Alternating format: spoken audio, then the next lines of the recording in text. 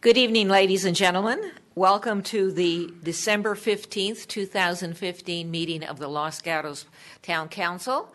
We're going to start with, first of all, asking everybody to turn off their devices, silence their devices, and ask the clerk to call the roll, please. Thank you and good evening. Councilmember Marcia Jensen. Here. Councilmember Rob Rennie. Here. Councilmember Steve Leonardis. Here. Vice Mayor Mariko Sayak. Here. Mayor and Chair Barbara Spector. Here.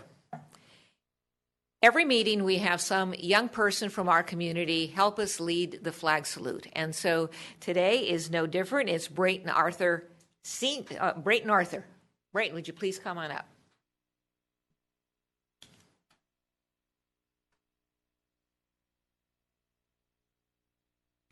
Let me tell you a little bit about Brayton. He's a very impressive young man.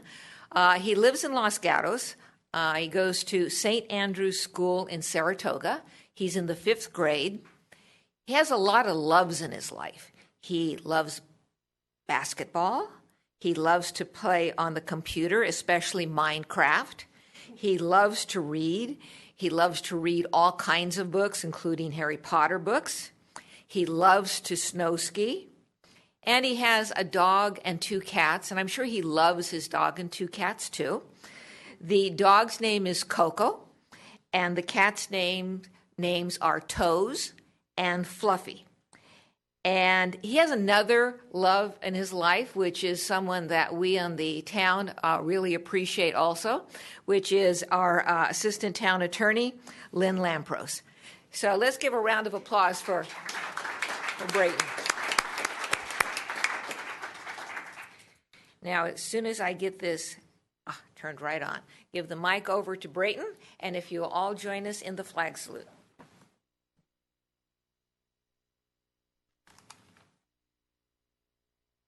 I pledge allegiance to the flag of the United States of America and to the republic for which it stands, one nation, under God, indivisible, with liberty and justice for all. Round of applause.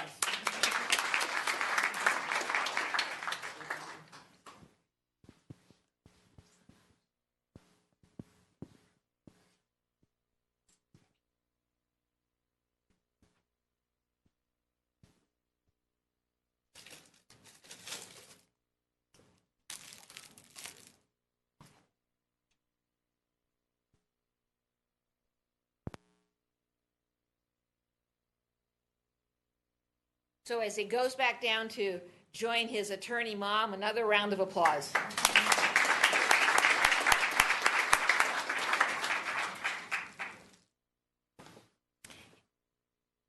Now, before you all, most of you got here this evening, the council was actually hard at work since 5 o'clock, even before, where we interviewed individuals applying for our various commissions and committees. I will tell you that in my history on the council, we have never had so many applicants. Not only did we have a lot of applicants, these people from Los Gatos who were applying were absolutely stellar. Any single one of them would be a huge benefit to any committee, commission, or business. They're just great. Los Gatos is very fortunate to have this group of people. And so not everybody is going to be selected. We had a lot of people.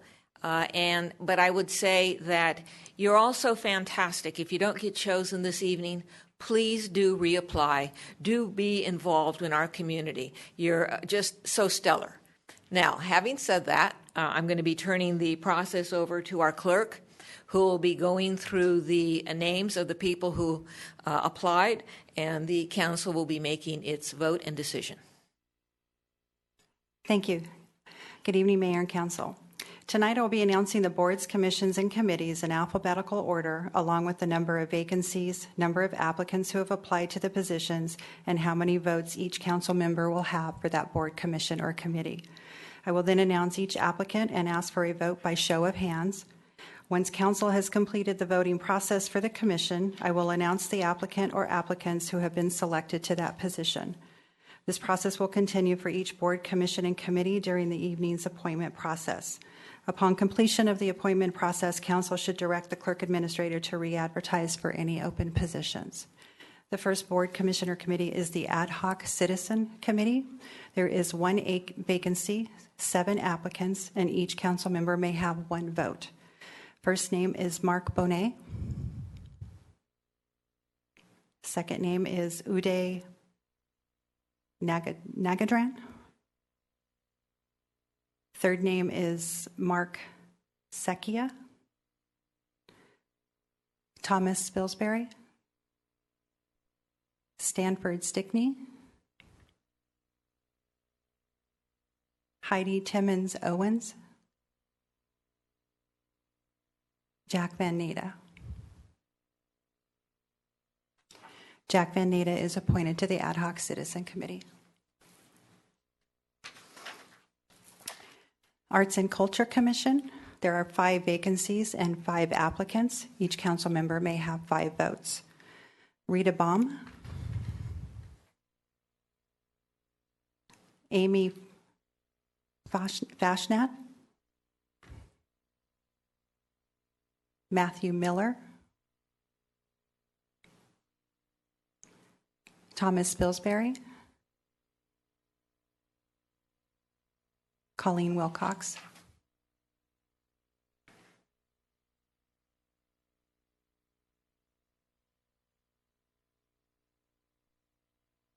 So Rita Baum. I'm sorry, Madam Town Manager, could we just be sure that the people who didn't interview or are not entitled or not, the names are not read, please? We will do that. Thank you. Yes. Okay. So appointed to the commission would be Rita Baum, Amy Fashnot, and Tom Spilsbury, leaving 2 vacancies.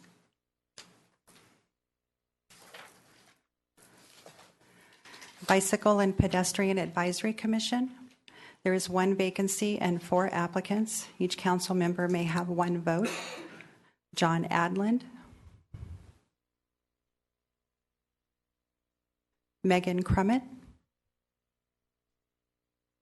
Zach Marks. Pat Parsenigan. John Adlin is appointed to the Bicycle and Pedestrian Advisory Committee.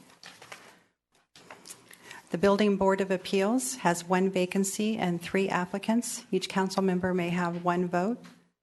Edward Boland. Faith McCarness. Dave Zikovich.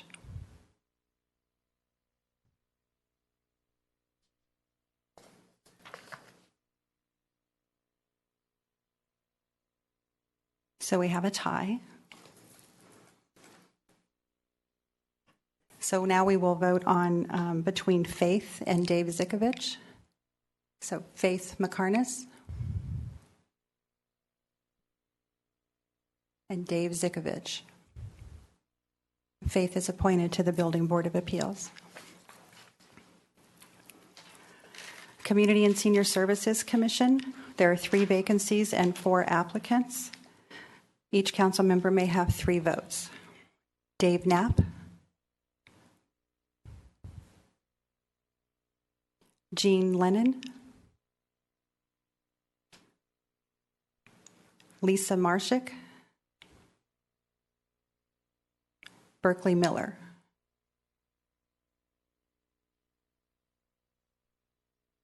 For that last one, could you leave your hands up, please? Thank you.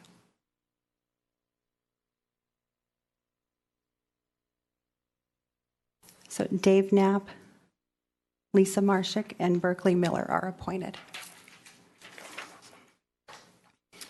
General Plan Committee, there's 1 vacancy and 2 applicants. Each council member may have 1 vote. Matthew Hudes. Matthew Miller. I don't believe Matthew Miller was eligible since he did not interview. Okay. So may we have that called again, please? Matthew Hudes.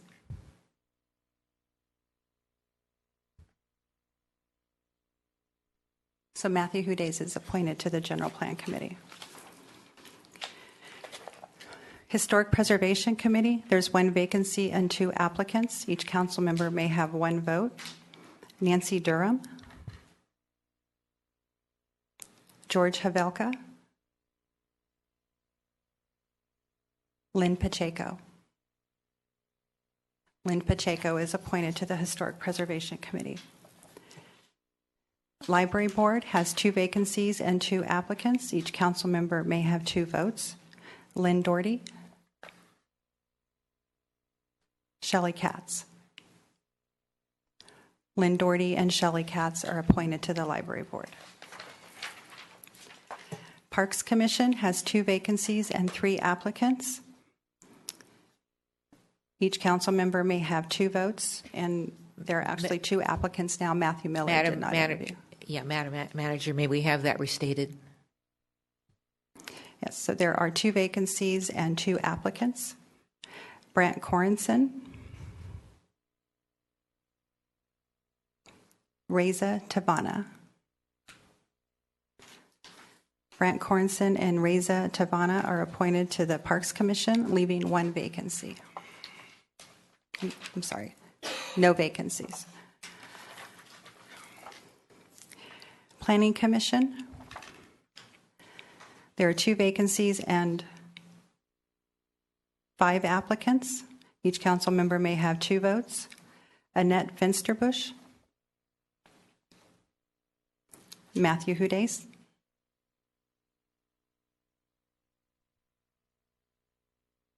Berkeley Miller,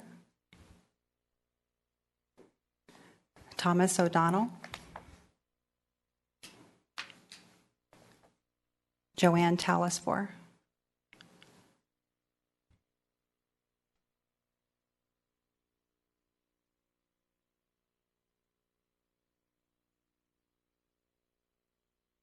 Thomas O'Donnell and Joanne Talasfor are appointed to the Planning Commission. I think we have a tie between applicant Hudes and Talasfor. Madam Manager, may we have the votes reported out so we know what to do next?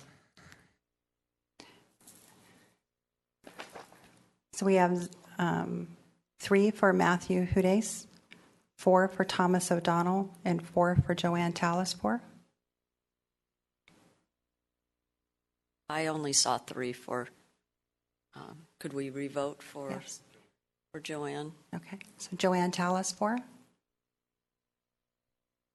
So 3 votes. Okay. So, Mr. Attorney, I have a question for you. Since Matthew Hudes has been appointed to the General Plan Committee already, and he's in the tie-off for this,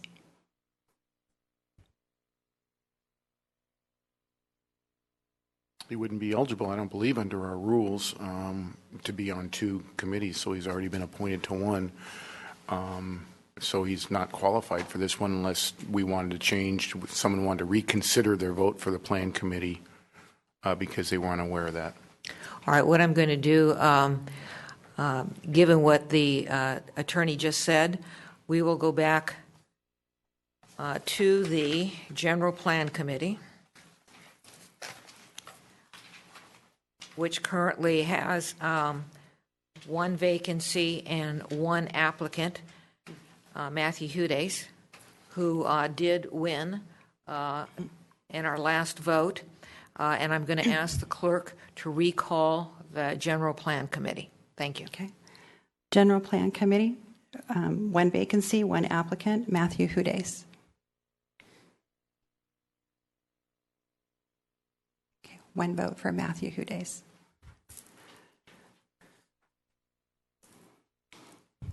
And then if you would recall the Planning Commission. Yes, ma'am. Planning Commission, 2 vacancies, 5 applicants. Did you want me to read all of the names or just the 3? At this point, you should read all the names. Thank you. Annette Finsterbush, Matthew Hudes,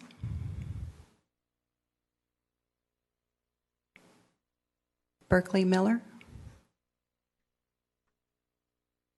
Thomas O'Donnell, Joanne Talasfor.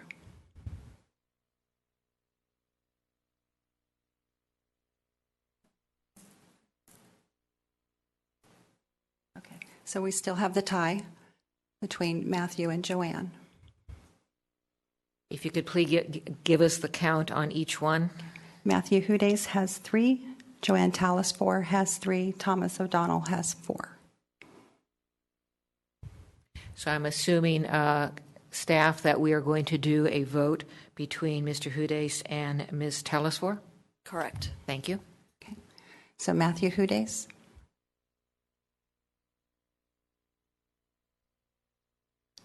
And Joanne Talasfor. So Matthew Hudes has 4, Joanne Talasfor has 1. Thomas O'Donnell and Matthew Hudes are appointed to the Planning Commission, leaving a vacancy on the General Plan Committee. Madam Manager, I don't believe I heard the Transportation and Parking Commission. Did I miss that? No, we'll be doing that one next. I was just summarizing those two. Thank you. So Transportation and Parking Commission, 3 vacancies and 2 applicants. Each council member may have 3 votes. John Jacobson, Daniel Snyder. So John Jacobson and Daniel Snyder are appointed to the Transportation and Parking Commission, leaving 1 vacancy. I think we need, let's verify the votes for John Jacobson. On this side, we only saw 2 votes. So there are 3 vacancies and there's 2 applicants. Right, but 1 applicant only got 2 votes, at least from what was visible from this side. Okay. Okay, so John Jacobson.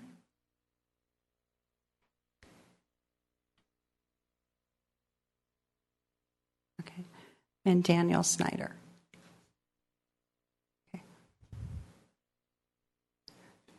So since John Jacobson did not receive a majority vote, Daniel Snyder is appointed to the Transportation and Parking Commission, leaving 2 vacancies. Madam Manager, I would ask that we re-advertise for all of the commissions that still need commissioners. Thank you. We'll do that, and we'll combine that with our spring recruitment for our Youth Commission. Thank you. And a big thanks to this council that not only got here early today, but who did a superlative job in efficiently interviewing the candidates. Now we get to do my favorite thing, small business, big applause. I'm going to be coming down there to start this off.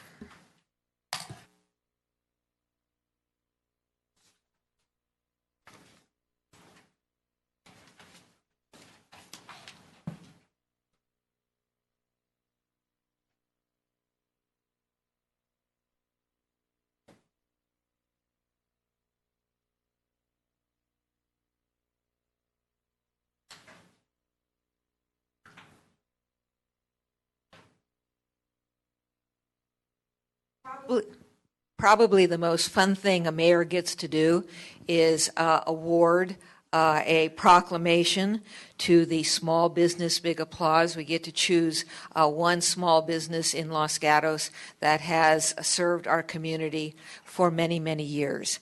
And I was given the opportunity to choose the first business in my tenure, this time as mayor. And I happen to know before they come up that this business has 3 generations of family members here. And so the award is going to go to C.B. Hannigan's, and I'm asking all 3 generations to come up here and stand behind me.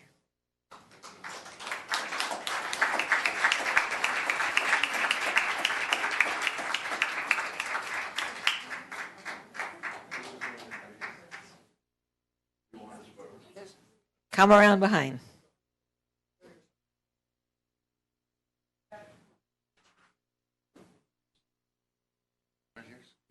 That's here's good. Well, that's not fair. It's 3 to 1. Log over here. I'll vote.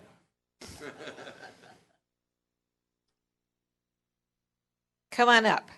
Now, before I give the mic over to the recipients, I just want to say that I have known Chris and Johnny for a really long time, like since about 1980 when they first got their CUP to operate their business. And I can say in all honesty, because I was on the Planning Commission then, that the relationship did not start out smoothly. But having said that, it was, we worked through it. And they're really a good example of how working with the business, working with the Planning Commission, and working with the council created this great business that has been vital to our community now for 36 years. And as you can see, there's 3 generations of them. And they not only have had a fantastic business of CB Hannigan's, but they have been so much a part of our community. They do Claws for a Cause. They do their Irish events. They most recently have been involved in the tree lighting and in our parade. So before I turn this over to them, I want you all to join me in giving them a very big round of applause.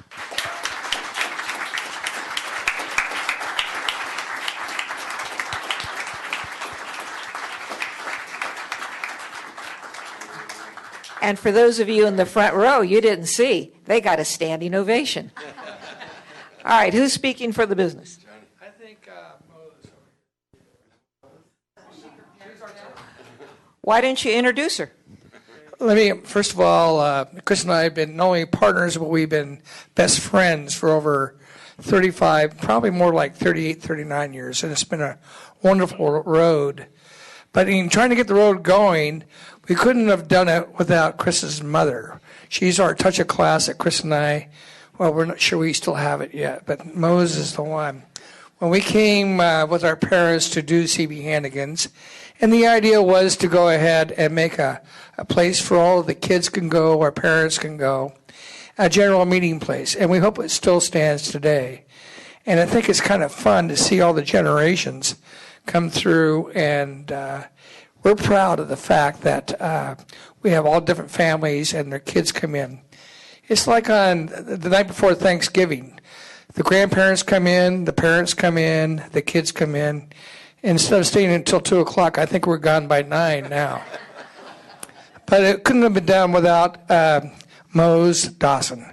And Mose, you're our touch of a class that we've never had. And I want to introduce you as, my mother's not here, but you're my second mother.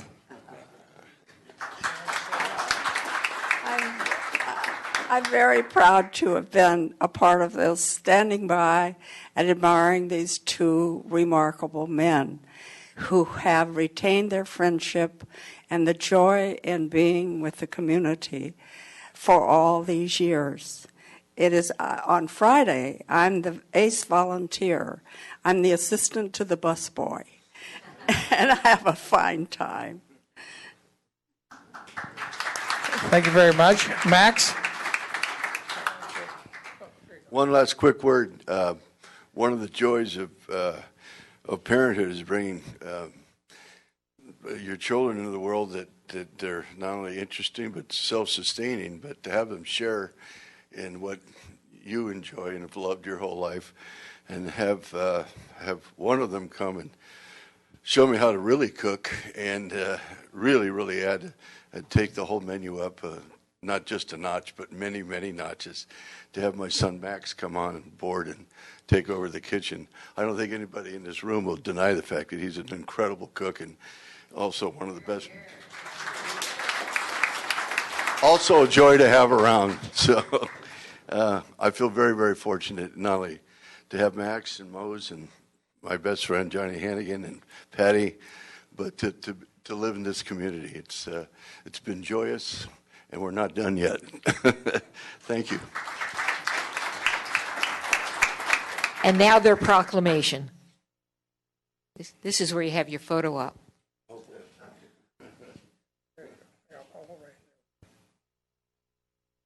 Mose, right over This way. here. Get over Closer here, to me. Mose.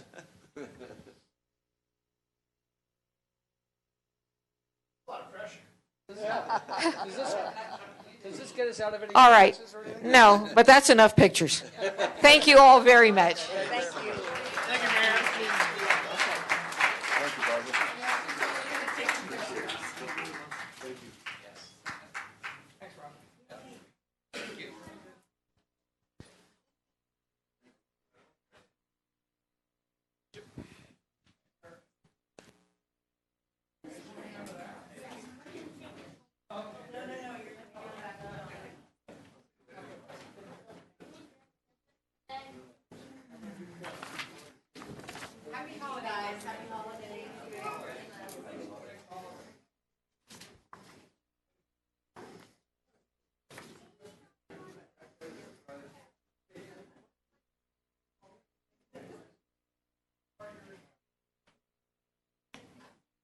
Thank you all very much. We are now in the Council Matters, Manager Matters, and let's start with Council Matters. Ms. Jensen.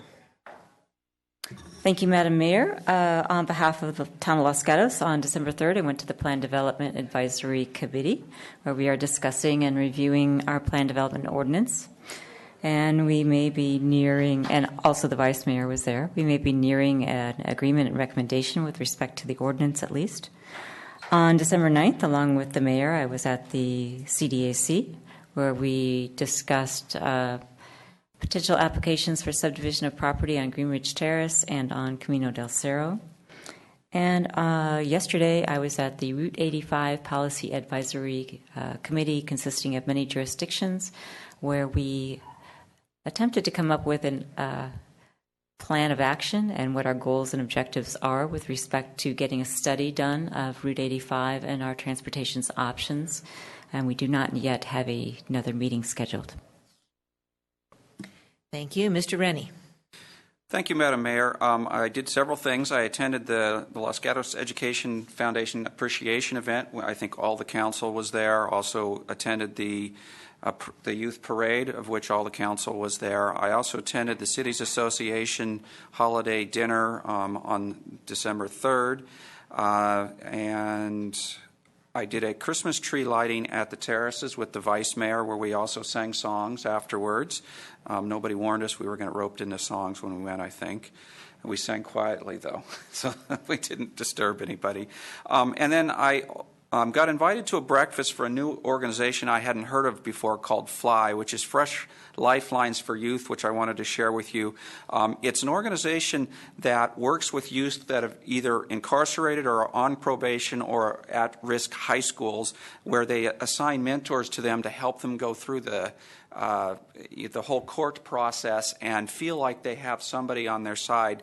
And these, there was a lot of testimonials from these mentors about how persistent, or actually these kids that had recovered, how persistent the mentors were, and they, it really made a difference. So I wanted to mention that. And I also attended the VTA PAC as an observer. I'm an alternate, and I so went as an observer to that. Thank you. As has already been mentioned, I was at the CDAC, the tree lighting, the parade, and the LGEF function. Ms. Sayak. Okay. In addition to those already mentioned, on December 8th, there was a North and West Valley Mayor's meeting to discuss regional transportation issues. I went with our town manager on behalf of Mayor Spector. On December 9th was Chamber of Commerce's pedestrian safety flag unveiling. And as Councilmember Rennie said, we both participated with the terraces tree lighting. On last Wednesday, I chaired the West Valley Sanitation District Board of Directors, and the primary order of business was a closed session item in which the board took action to allow our district to issue a grievance letter to the City of San Jose between the Sanitation District and the City of San Jose regarding the business agreement we have between those two agencies, which is quite a few years old. It dates back to the early 80s, and there's some differences of opinion on that. I also attended an event at Assemblymember Lowe's office, a holiday event, the parade, the tree lighting, and the Saratoga mayoral swearing in, as well as the Treatment Plant Advisory Committee, which I have been appointed to for now the second year in a row. Thank you. Manager Matters. Thank you. I have two announcements for you this evening. Starting tomorrow through Friday, we will be doing book drop construction at our library, so there will be some alternate places for people to drop off their books during open hours as well as during the closed hours. And then I wanted to announce our town closure in observance of the holidays starting on December 24th and continuing through the new year. We will be reopened for full service on Monday, January 4th, and the library reopens on Saturday, the 2nd of January. Happy holidays. Thank you. We are now at consent calendar items. These items will all be acted upon in one motion unless someone from the council or someone from the audience removes an item from the consent calendar. Does anyone from the council wish to remove an item from the consent calendar? Seeing none, does anyone from... Oh, Mr. Leonardis, sorry. Mayor, I do not wish to remove an item from the consent calendar, but I have been appointed to the Treatment Plan Advisory Committee, so I think it should be incorporated into the spreadsheet of the council appointments. And this was an appointment by the board of the West Valley Sanitation District Board of Directors, so it would not have been a council appointment, but because I am serving on that now, and it's the second year in a row, I think it should be added to the spreadsheet. All right, and I don't have any objection. I would just look to staff to see if that's how we do it. We'll be happy to do so. All right. So Mr. Leonardis just appointed himself to a committee, but we're okay. So does anyone from the audience wish to remove an item from the consent calendar? Seeing no one, may I have a motion? So moved. Second. All right, a motion and a second. All those in favor? Aye. Opposed? Passes unanimously.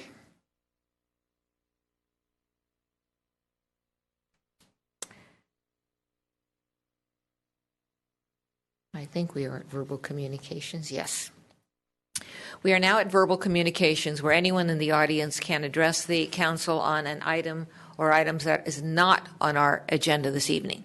And if you're going to speak to this, please submit one of these cards. And Ms. Dorner, I have a card from you. You have 3 minutes.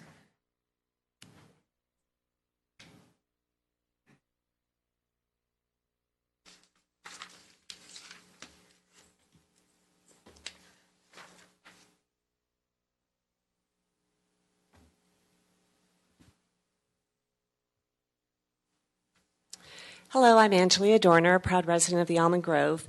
At the October 20th meeting, I asked a critical question about if we were in lockstep with the utility companies in connection with this project. Staff said that they had sent out correspondence to the utilities and that they had said that the way the design was put together, they would not need to do any relocation, that they had already done some work at Bachman and Massal, but that everything else had been done. So I requested copies of this correspondence.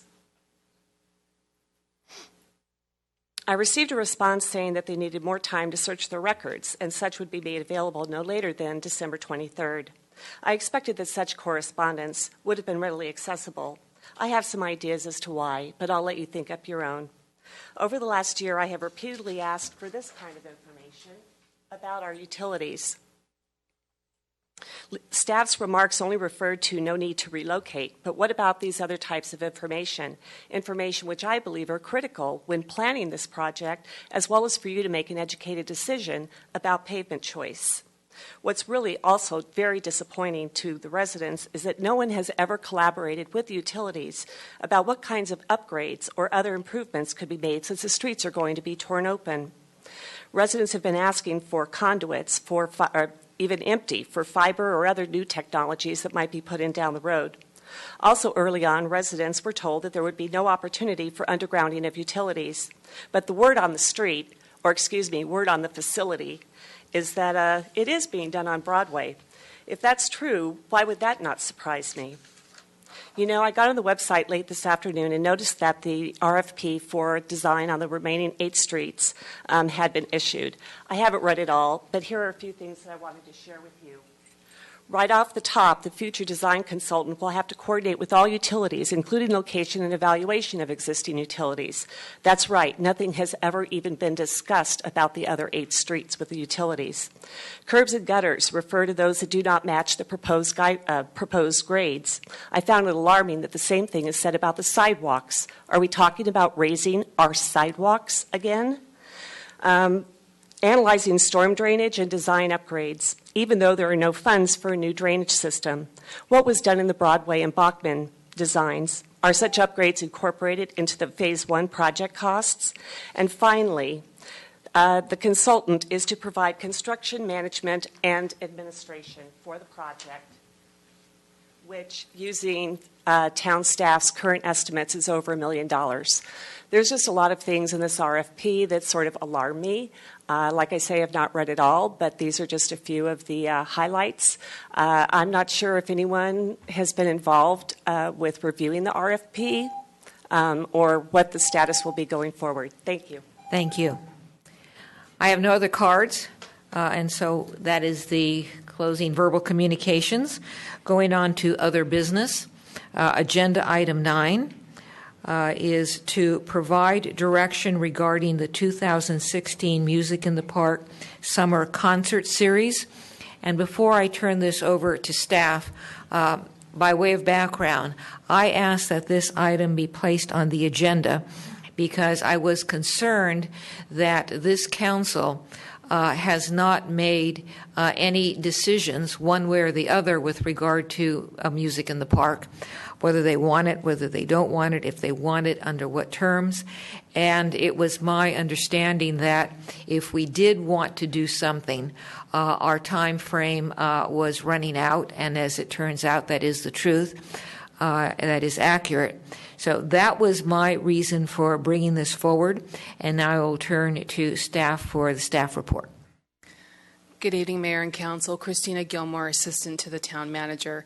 The item you have before you this evening is to discuss and provide direction regarding the 2016 Music in the Park Concert Series.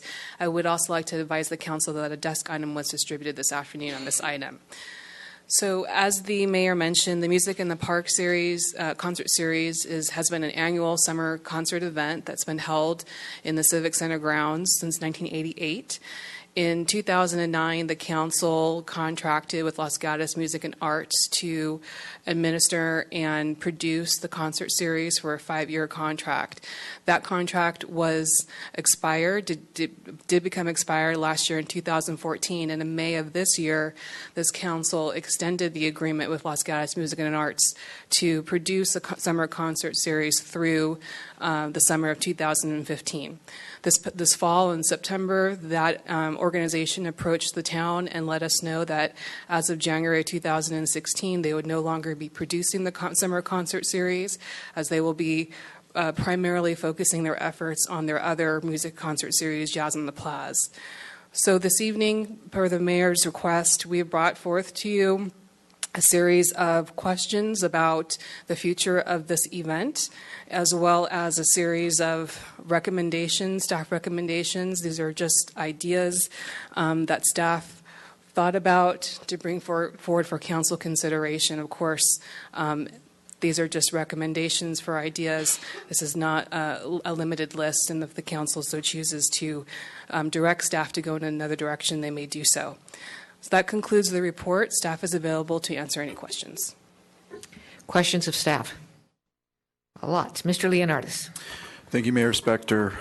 Ms. Gilmore, what is the current business arrangement with the town of Los Gatos and Los Gatos Music and Arts for not only music in the park, but for Jazz in the Plaza? Do we have any kind of written agreement or special event permits or things which occur to even authorize them to operate either of these programs on any kind of level? Thank you for the question. So Los Gatos Music and Arts did enter into a 5-year agreement, which was extended for 1 additional year for 2015 with the town to put on music in the park.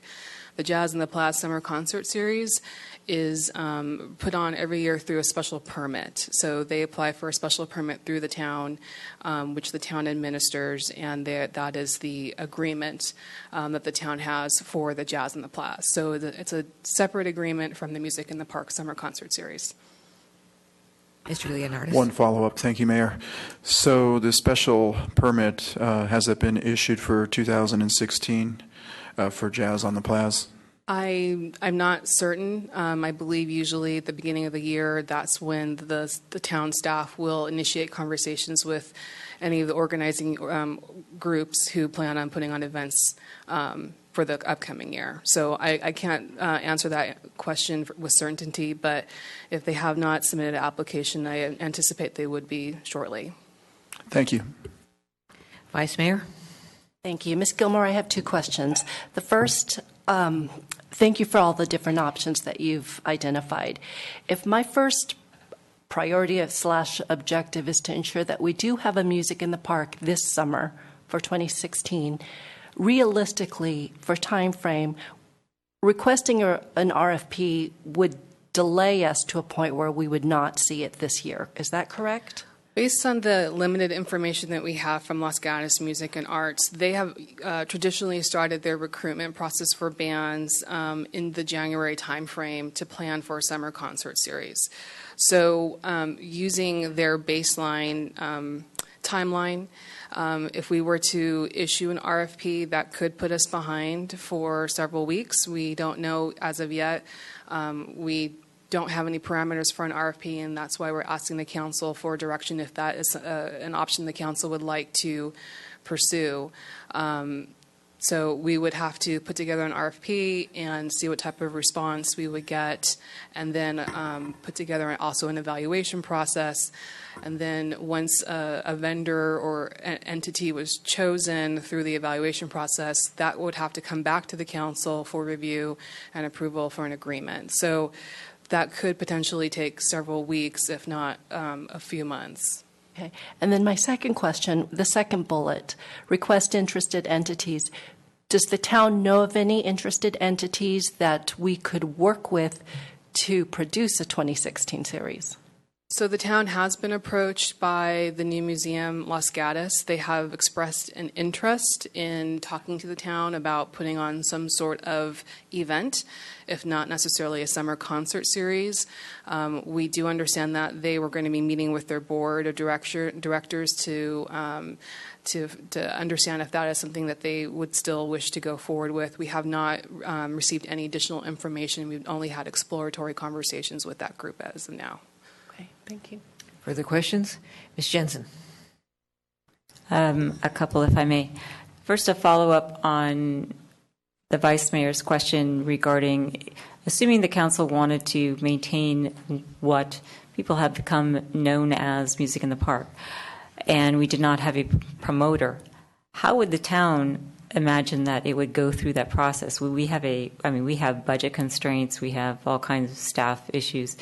How would the staff go about putting on a concert series, or could the staff put on a concert series if it was a Los Gatos event? So if the council did choose to go with that last option where the town would assume the responsibility of producing the event, that would have to be an item that would be budgeted so that we could have the resources available to not only staff that event, but also choose vendors or musical acts.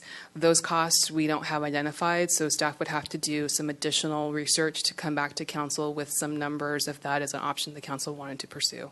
Okay. And my second question,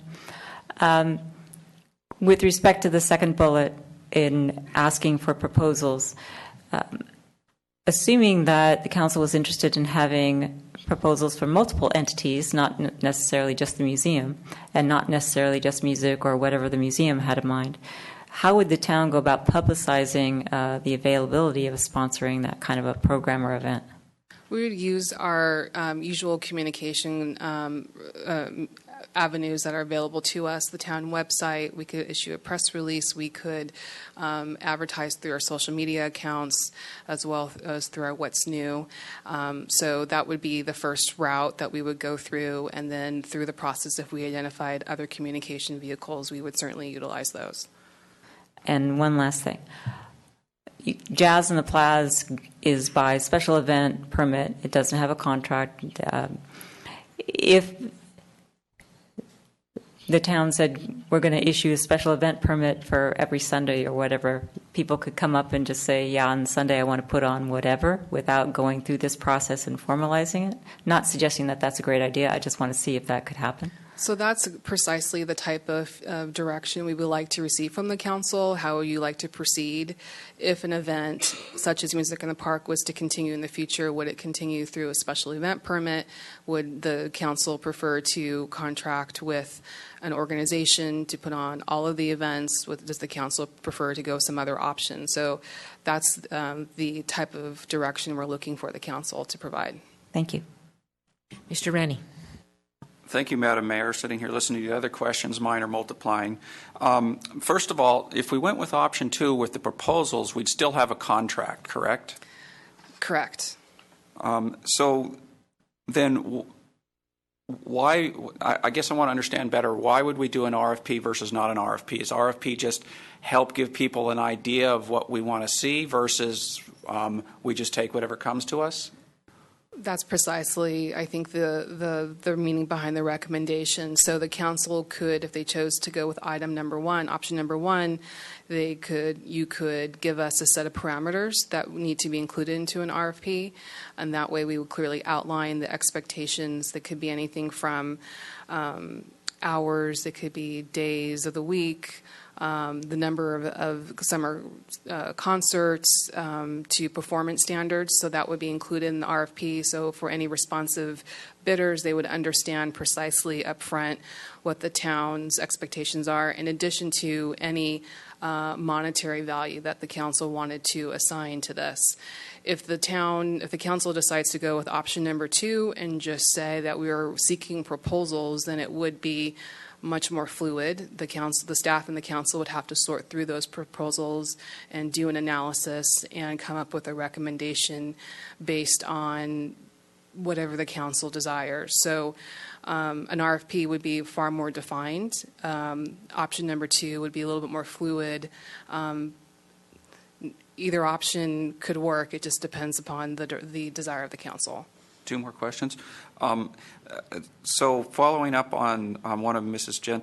Councilwoman Jensen's question, where if anybody could just get a permit, I thought the Civic Center had to be a town-sponsored event. So actually they couldn't do it on the Civic Center just getting a permit, correct? So our current policy does state that the Civic Center lawn should be a co-sponsored, town co-sponsored event.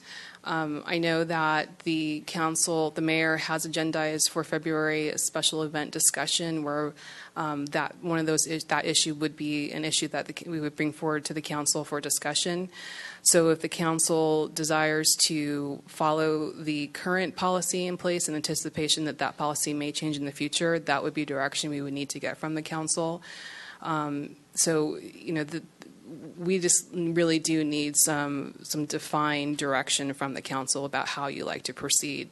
If the council chooses to do special event by special event permit process for the summer concert series, and that is something that staff would be willing to explore. One more. So in terms of if the town took this over, and maybe if we contract out, both fall under the case where versus if we had some nonprofit organization running it for us. My understanding is nonprofit organization can have sponsors and fundraise using sponsors, but as soon as the town runs this, we now have to come up with pretty much all the cash out of our pocket. Is that correct? I believe that's correct, yes. Okay, thank you. Let me follow up on a question that I think following up on Mr. Rennie or Ms. Jensen. I was thinking that the only one of our options that you've given us that could possibly fly if we wanted to have any chance of music in the park would be B. And then I was thinking, well, do we need one entity? Maybe we can get around one entity with a request for proposal, RFP, not an RFP, just a regular special permit. But I'm hearing now is that we can't do a special permit. You're saying we might be able to reconsider this in February, but I know from what you've written and from my life experience that we're going to be running out of time to get performers. So right now, if we wanted to do something by the town, it could not include a special permit. Is that correct? On the front lawn. So let me see if I understand your question. So your question is, if the town wanted to move forward with music in the park, if it wasn't an RFP and it wasn't a town co-sponsored event, it could not happen. Is that your question? No, that's right. Let's go with that one. Okay. So As I mentioned before, we do have a policy, a town-wide policy in place for co-sponsorship for certain town properties. One is Oak Meadow Park, the second is the Plaza Park, and then the third is the Civic Center lawn. So per that policy, the town does state very clearly that any events that are held on those properties must be a town co-sponsored event. Could we have a special permit? What I'm trying to do is see if I can separate the whole summer into one Sunday. So could we have a special permit where the town is a co-sponsor in the sense of it's our lawn? I'm going to defer to the town manager. So there are a couple of options to be thinking about this. One is, what do we do for 2016? So we have music immediately, and then we can figure out the longer term plan another night. So one option, and we did get this comment from the community, is that if we could streamline our selection process by just accepting submittals and then negotiating a contract, assuming that there were maybe only one person who would submit at this late date, that we could then expedite a contract coming to you for a music series of some sort for the summer. So that's one option. Another option is that someone could come forward and apply for multiple special event permits, essentially saying that they would, and maybe we could even look at how we could streamline that they would say 6 or 8 Sundays they would like to do music. What can the town do to consolidate its permitting to do a more rapid process of that? We could do that, but for the use of our town facility, we would probably still want to bring some type of, whether it's a formal contract or at least some operational points to the council's attention, just so that way we would know what the town would be involved in with respect to its own facility. So a special permit could be an approach, but what we're finding is that in any event, we would probably need some kind of written agreement just to make sure that we understand roles and responsibilities of the parties. Thank you. Other council questions? Mr. Leonardis? Thank you. Thank you, Mayor Spector. So as it stands now, say with Jazz in the Plaza, they come in every single week and they just get a special event permit, or they haven't even been doing that? No, my understanding of the Jazz in the Plaza event is that they apply at the beginning of the year for one special event permit for the concert series. And I don't recall how many concerts they have in their Jazz in the Plaza series, but they are issued one permit that encompasses the entire series for that calendar year. So one follow-up, if I may, and perhaps this might be for the town attorney. I guess if you have a concert series that's been going on for 10 years and it's 10 summers during the summer every single year, how does that constitute a special event as opposed to, say, an ongoing event? What would preclude a member of the public from saying, nope, I want that park on this Wednesday in the middle of summer, and also applying for a permit? My recommendation would be that we do enter into an agreement instead of a special events permit, because right now, because a special event hasn't been issued for 2016, you're absolutely right. Someone could come in and ask to use that park on a Wednesday evening before the Jazz in the Plaza has reserved it, and that's why the agreement, if that's the way council wants to go and make sure it's reserved for the Jazz in the Plaza, that you do a long-term agreement. So when it comes back in February, that's definitely going to be my recommendation, because as you just mentioned, it's not a one-time special event permit that we normally see when it's continually goes on, and it should be an agreement that we make sure we know what the parties' responsibilities and duties are. Thank you.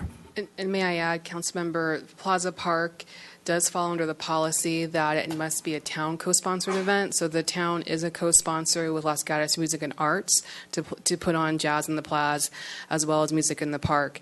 And the town portion that we contribute is in-kind donation of staff time to the Jazz in the Plaza. And so we are listed as a sustaining sponsor, I believe, on all of their materials. Mr. Leonardis? Thank you, Mayor Spector. So thank you, Ms. Gilmore, for that comment. But essentially what it comes down to, and without the absence of an agreement, is kind of the town gifting public funds to one special interest concert series. And I know we have a lot of needs in this community, such as, you name it, LGEF, art docents, and things such as that. And I guess it's interesting that we're doing that without any kind of a formal agreement. So I'll just... Thank you. Ms. Sayak? Yes. So, Ms. Gilmore, so my understanding is Los Gatos Music and Arts, who puts together both Music in the Park and Jazz on the Plaza, they'd like to move away from Music in the Park to focus on jazz. Has there been any discussion to do a transition so that they could help whatever entity we use so that we have something for the summer instead of starting from ground zero? So in the town's conversations with the board members of the Los Gatos Music and Arts, they have expressed to us their willingness to help transition their knowledge base on putting on that summer concert series to any entity who would be chosen to take it over.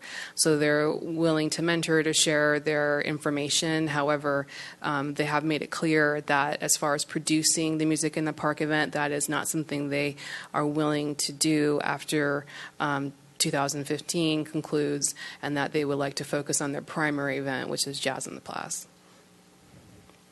Ms. Jensen. Thank you. I wanted to go back to the notion of town sponsorship. You said that the town sponsorship for Jazz on the Plaza is in-kind staff. So I'm assuming that sponsorship can take any kind of form, not necessarily dollars or a payment or whatever. So if the town decides that it will print a sign that says Los Gatos and whatever entity it is, that for whatever event it is, that qualifies theoretically, right? Correct. Okay. Council, other questions? We do have a speaker on this. Thank you. All right, I only have one card, so if anyone wants to speak, please submit a card. Bob Long. Okay, why don't you wait till you're at the microphone because we have to all hear you. All right, I apologize. Thank you for the moment in the limelight here. And I might start by explaining the genealogy of some of this communications. And for those that don't know me, I tonight, not only as a citizen, but as a member of the new museum board, I'm speaking to you, but formerly as a Morning Rotary board member and a community foundation board member with Mr. Nordmo and Councilman Rennie. And so what happened was I, through Terry Hope, part of Music and Arts, and the contract that you've just heard about, and longer than that, the 28-year history or 27-year history, her involvement, she mentioned to me casually and socially that this was coming to end of term. And I'm a very recent museum board member, so I brought this to Lisa Casino, our executive director, and to our president, Barney Davidge. And so I speak, with quotes, and on behalf of the Numio board, because I have told Barney, hey, I'm kind of a booster of this, right? I would like to see it happen. I don't want to see us miss the 2016 season. So I asked Terry to come in and speak to an optional kind of ad hoc museum board meeting and take questions. We've looked at her budget. We've looked it all over. And my particular bent on this is having brought it to our operations director Kimberly Snyder, and Lisa first, I saw them kind of light up.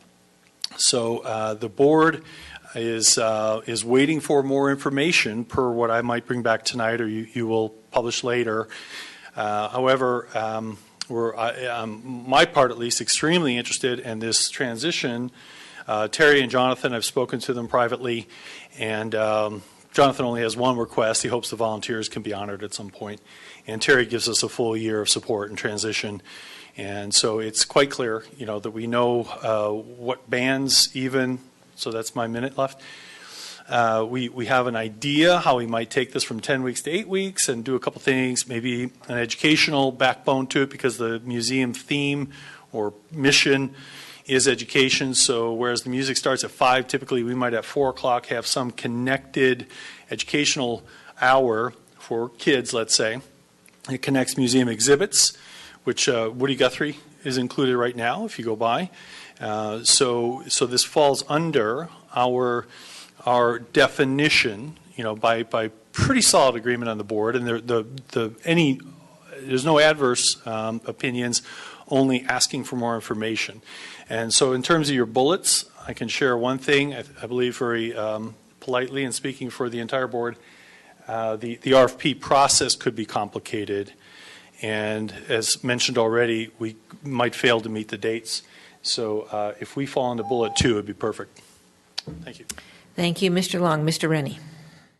Thank you, Mayor Spector. Mr. Long, I'm a little confused about what more information do they need? Usually we would give an RFP, but now you're saying an RFP takes too long. So what form is this information we're giving? If bullet 1, the RFP is issued, and let's say whatever the response time might be, 2 to 8 weeks, I don't know, it immediately places us in a position where we might be starting our pursuit of talent, the bands, in February, let's say. So we start, half a step behind. So only by keeping with what Terry has carefully explained, Terry Hope has carefully explained to us, is their set of milestones. If we're in keeping with that, without the RFP and the delay, the museum feels we have the resources and the capacity. So that didn't really answer my question. Sorry. What kind of information do they need? That we're not going with an RFP. Okay. Yeah. Other questions? Ms. Sayak. What I'm trying to get a sense from, what I'd like to know is when you and your board members envision what you would like music in the park to see, would it be significantly different from what the town residents anticipate and expect every Sunday when they show up at 5 o'clock, or would it be quite similar?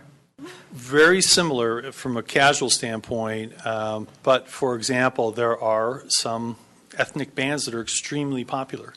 You can't get within 2 blocks of here. So we assume that's what the community wants. So, and this is not coming strictly from the board of the museum being brand new to this, but rather this is what Terry has brought to our attention, and we thought this was a great idea. Other questions?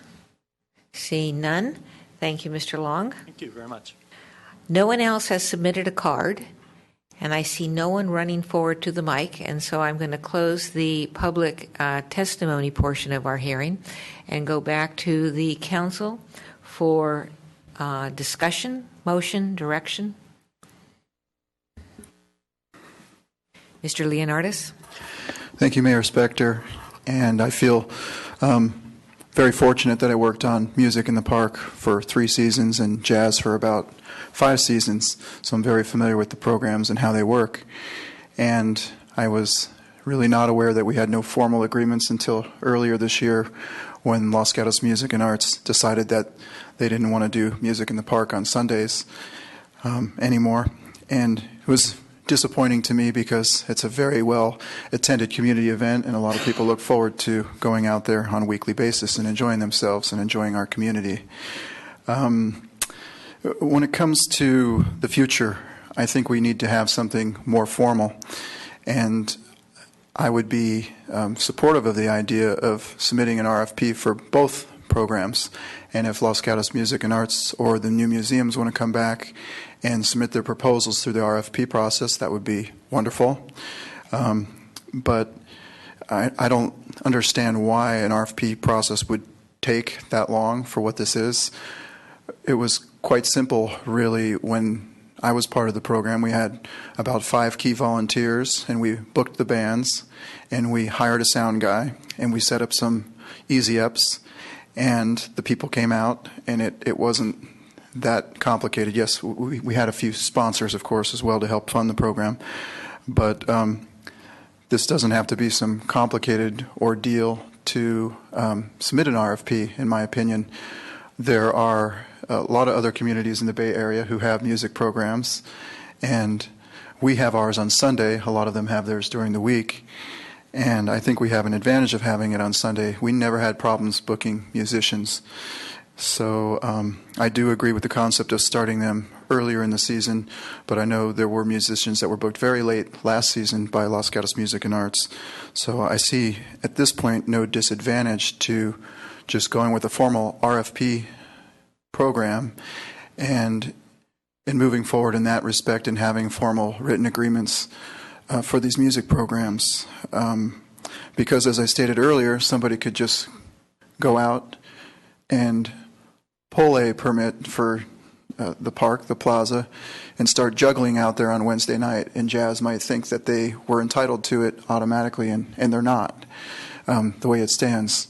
So I think it's important to finally get this nailed down rightly so. And in addition to that, I mean, we have to be very careful as a community who and what we give away our public assets to for free, whether it be our personnel, our town employees, our park rangers, our police officers, our parking control officers writing tickets, or whether it be people setting up chairs in a public park and effectively charging admissions to get into that park. In light of giving those seats away to sponsors. So what's has been occurring is a good portion of the parks have been disallowed to the public, and I have received complaints from many members of the public about that practice. So I would like to see some change moving forward about some of these things, because it's just not right for without any kind of council policy or council ordinance for essentially a music program that just shows up every week and essentially crashes the park and charges admission for it, for lack of a better explanation. I understand, yes, they have one permit they might file at the beginning of the season, but technically you're supposed to do one each and every week, I think, for that park. That's the way the law is written, and I don't think you can call it a special event permit, using a special event permit process to have an ongoing annual concert series is the right approach. Thank you. Mr. Rennie? Thank you, Mayor Spector. I'll try to keep it a little shorter. My first thought is I find that music in the park is an important enrichment for a community. I have volunteered also several seasons there, so I'd like to see us save music in the park. Mr. Leonardis said that there's nothing formal, but we did have a contract, so that's very formal. It just happened to not been renewed last season, so maybe it was not formal last season, but it was definitely formal. So I don't think I see the need for an RFP, which makes it a lot more complicated. I also see he's lumping together Jazz on the Plaz just because it's run by the same people, which he doesn't like. Jazz on the Plaz is not really a town-sponsored event. Well, the Music in the Park has been. We contributed funds to Music in the Park. It was started originally by the Arts Commission, so it came out of the town, and then was handed off to this nonprofit organization because they were able to run it better. They're able to raise funds. So I see a difference between that. If we start saying we have to have an RFP for Jazz in the Plaz, then we're going to have an RFP for Fiesta de Arts and an RFP for all the other events in town. I think that that's not necessary. Ms. Jensen? I wanted to try a motion, if I may. You'd never hear me say no. I appreciate the comments of my fellow council members. I would make a motion that the council proceed with what's item B in our staff report on page 2, and which is the second bullet on the slide, which is to request information from interested entities and not do an RFP for the reasons that Ms. Gilmore stated, that an RFP is very specific, and I think it's important for the town always to be looking at new ideas, new things, and if music in the park or reasonable facsimile is the right thing, somebody can propose that. If something different is the right thing, we can get a proposal for that. It gives us the opportunity to view it as a special event, not necessarily do a contract for continuing events. It gives us the opportunity to look at potentially different vendors, different organizers, different events that people in town may enjoy. So I think we should get information and get proposals. And the other thing about the RFP is I do think it's a long process, and it locks us into a particular end, which we may not want to do. I appreciate Councilman Leonardis's desire to have a contract for continuing events. It makes total sense, but that's not what's before us tonight, and I think it makes sense to discuss that in the context of the special event permitting, as Mr. Schultz said. So my motion is for the council to direct staff to go with item B, bullet number 2. We have a motion. Do we have a second? Ms. Sayak? I'll second the motion, but if I could make a friendly amendment to add on. All right, you would make a motion to amend. I make a motion to amend. If I'd like to ensure that staff advertise this and just publicize to our town residents that there is a potential change to our music in the park. I don't think many people realize this, and as I mentioned earlier, many people come on Sunday at 5 o'clock in the summer expecting a music concert. And if it's somewhat different, I think we ought to be able to say that to our public now, that there are some changes, these are the reasons why, but yes, we are working on providing another musical venue for you this summer. Thank you. Ms. Jensen, maker of the motion, you have a request or an amendment that you change your motion to include publicizing of possible changes to music in the park. Very good. I was getting ready to summarize it myself, but you've done it. Yes. All right, so we have a motion and a second. I'll discuss. I'm going to support the motion. For what we're doing, given the time frame that we have, I think this is the only methodology that possibly allows us to have music this coming summer, and that would be an objective. The RFPs are detailed, they do take time, and maybe down the line we will do an RFP, but I don't think now in December, when we have to get this all rolling, probably in January is the time. Further discussion? Hearing none. All in favor? Aye. Aye. Opposed? Passes unanimously.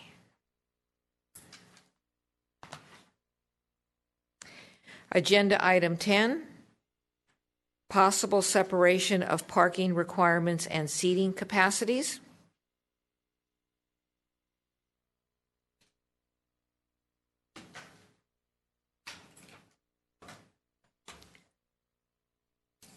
And I see we have someone all ready to make the staff report. Good evening, Monica Wren, Economic Vitality Manager. Before you tonight is a report discussing the potential separation of parking requirements to seating capacities. Currently in town, the seats are regulated based on the number of parking spaces that an establishment has. At a study session in November, excuse me, the council had talked about bringing this back to council for discussion and asked that the parking assessment district owners were notified and surveyed. Staff did do that, and of the 230 property owners, we received responses from 14. Staff would note that even if the seats are decoupled from the parking, it would in no way change the number of parking credits that anybody has for their building or their property in the former assessment district. We're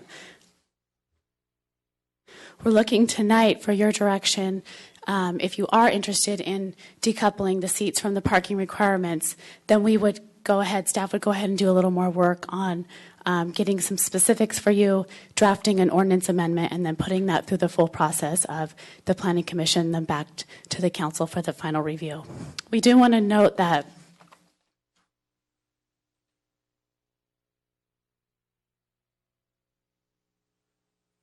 so in our haste to get the addendum out, Joel and I just realized that there was an error on the chart that we gave you, and this kind of illustrates the difficulty to go ahead and do all the work ahead of learning what your preferences are. When you look at maximum fire code occupancy, it is 1 person per 15 square feet in the dining area. So that doesn't take into account the kitchen space and all of that. That's calculated differently. So that doesn't mean that a business would necessarily run their business at that rate, but that potentially is what the fire marshal would allow the number of people in that space. And so we wanted to clarify that it is dining area and not gross square footage. Both Joel and I are here if you have any questions on the remaining of the report. Questions of staff? Ms. Sayak. I do have a question, and it's more process related. Now, I understand if, based on tonight's discussion, if there are certain agreements that we come with, staff could go back to draft an ordinance that would then go through the process of planning commission and then back to council. And I want to follow a lot of the other things that we've done with economic vitality. What if we wanted to do a test pilot of some sort, 6 months of let's see what happens if we decouple? Does that still have to go through the same process, or can we create a test policy, get it going, and then actually see what happens? What are the consequences? So this is restricted by the town code. So it's my understanding that the only thing we could do would be a code amendment. So if it didn't work, we could obviously go back and do another code amendment. We could take it out of the code and then do a policy on top of that so that you had the ability. Is that incorrect? Oh, okay. Or we could go back and then do a policy if you wanted to have the more fluidity to change it. Okay, so let me see if I can restructure that. If I wanted fluidity and something that we can try sooner rather than through a longer process, what would you recommend? So one option would be to suspend certain provisions of the town code. That in itself would take a town code amendment, and then you would need to articulate specifically what you are trying to do during the suspension and what the replacement rules, if any, that would be in place. And that would essentially be a town code process, planning commission hearing, and council action. Ms. Jensen. I just want to follow up on that a little bit, if I may. So the suspension of an ordinance would still require that it go through the planning commission, et cetera. So we wouldn't save any time if we did that. We wouldn't be able to do the test process that Vice Mayor has in mind, essentially. That's correct. Because it's your zoning code, state law even mandates that zoning changes go through your planning commission. So the idea of maybe just doing a suspension, though, is good because you could put parameters on there that it's good for 6 months or it's 12 months. So it's more like a pilot program as opposed to changing all the code amendments and general plan. You do have to have the 2 readings, though. I don't see any way we could say this was some type of urgency ordinance that you can do in one time by 4/5 vote, but it just, I don't see how we would make those findings that there's some urgency that's needed. So You do have to have both your readings. But by doing a type of suspension, I think it's easier to word for us to come up with those code amendments because it's just a short term what you're trying to accomplish. So it might be easier from a staff level to come up with those changes. Follow up? Ms. Jensen. So you anticipated my question regarding the urgency ordinance. However, one of the things that was mentioned was a policy on top of an ordinance. Could the town write a policy that was somehow superseding or on top of the ordinance that said, okay, we've got this ordinance, except that here's our brand new policy? And then get around to suspending it, or changing it at some point. I'm just trying to figure out how we can have the most flexibility.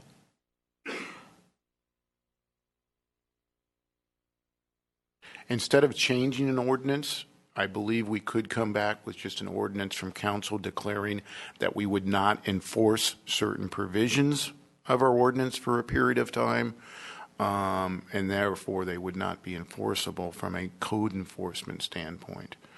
I don't like that way of going about it because you're not giving the public the ability. One of the reasons why you have ordinances is because you do go through that public process so that the community knows and hears about it and has the ability both at the planning and the commission. But I've seen where we have had an ordinance, and my perfect example is an ordinance that marijuana, when it was first coming out, there was actually ordinance that were passed by the council telling the police department to not enforce, to give it the lowest priority possible to enforce the marijuana arrests in their towns because they were promoting the medical marijuana. So it'd be the same. We would come back with a policy saying the enforcement of seating is the lowest priority possible, meaning that we weren't going to enforce those provisions of the ordinance. So I have seen that done, but I don't think it's the best solution. I think it would be better to go through the process. Ms. Jensen.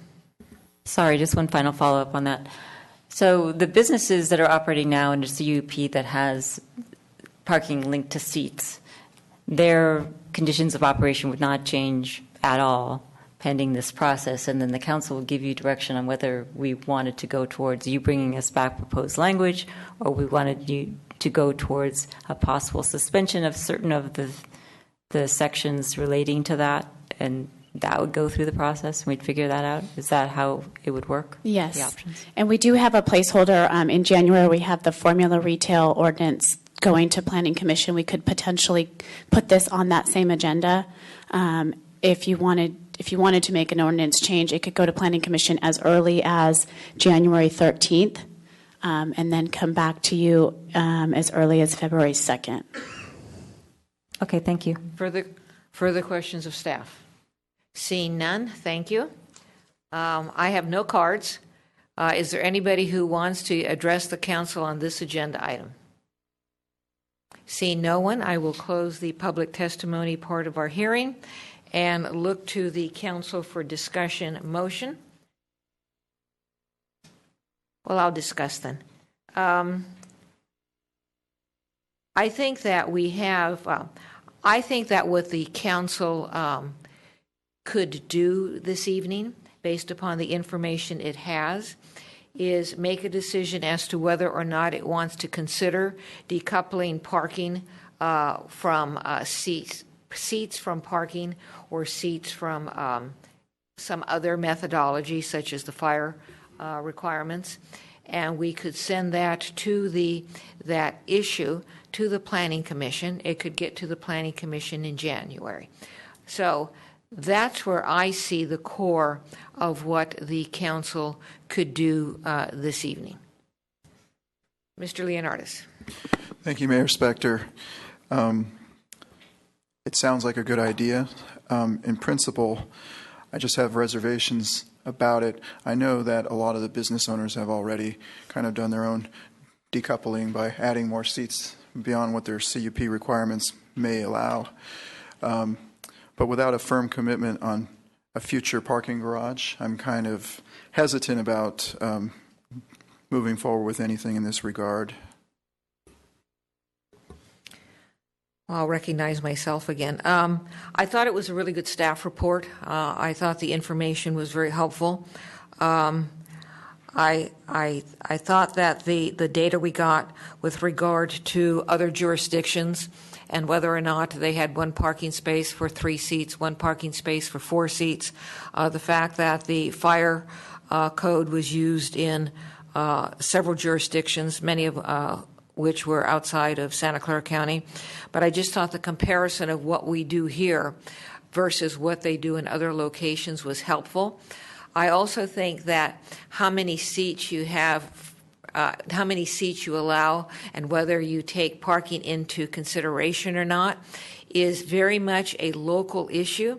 You might have some place like Lompoc that wants to have tons of cars come in, but they don't have tons of cars coming, so they base their seating on the fire code.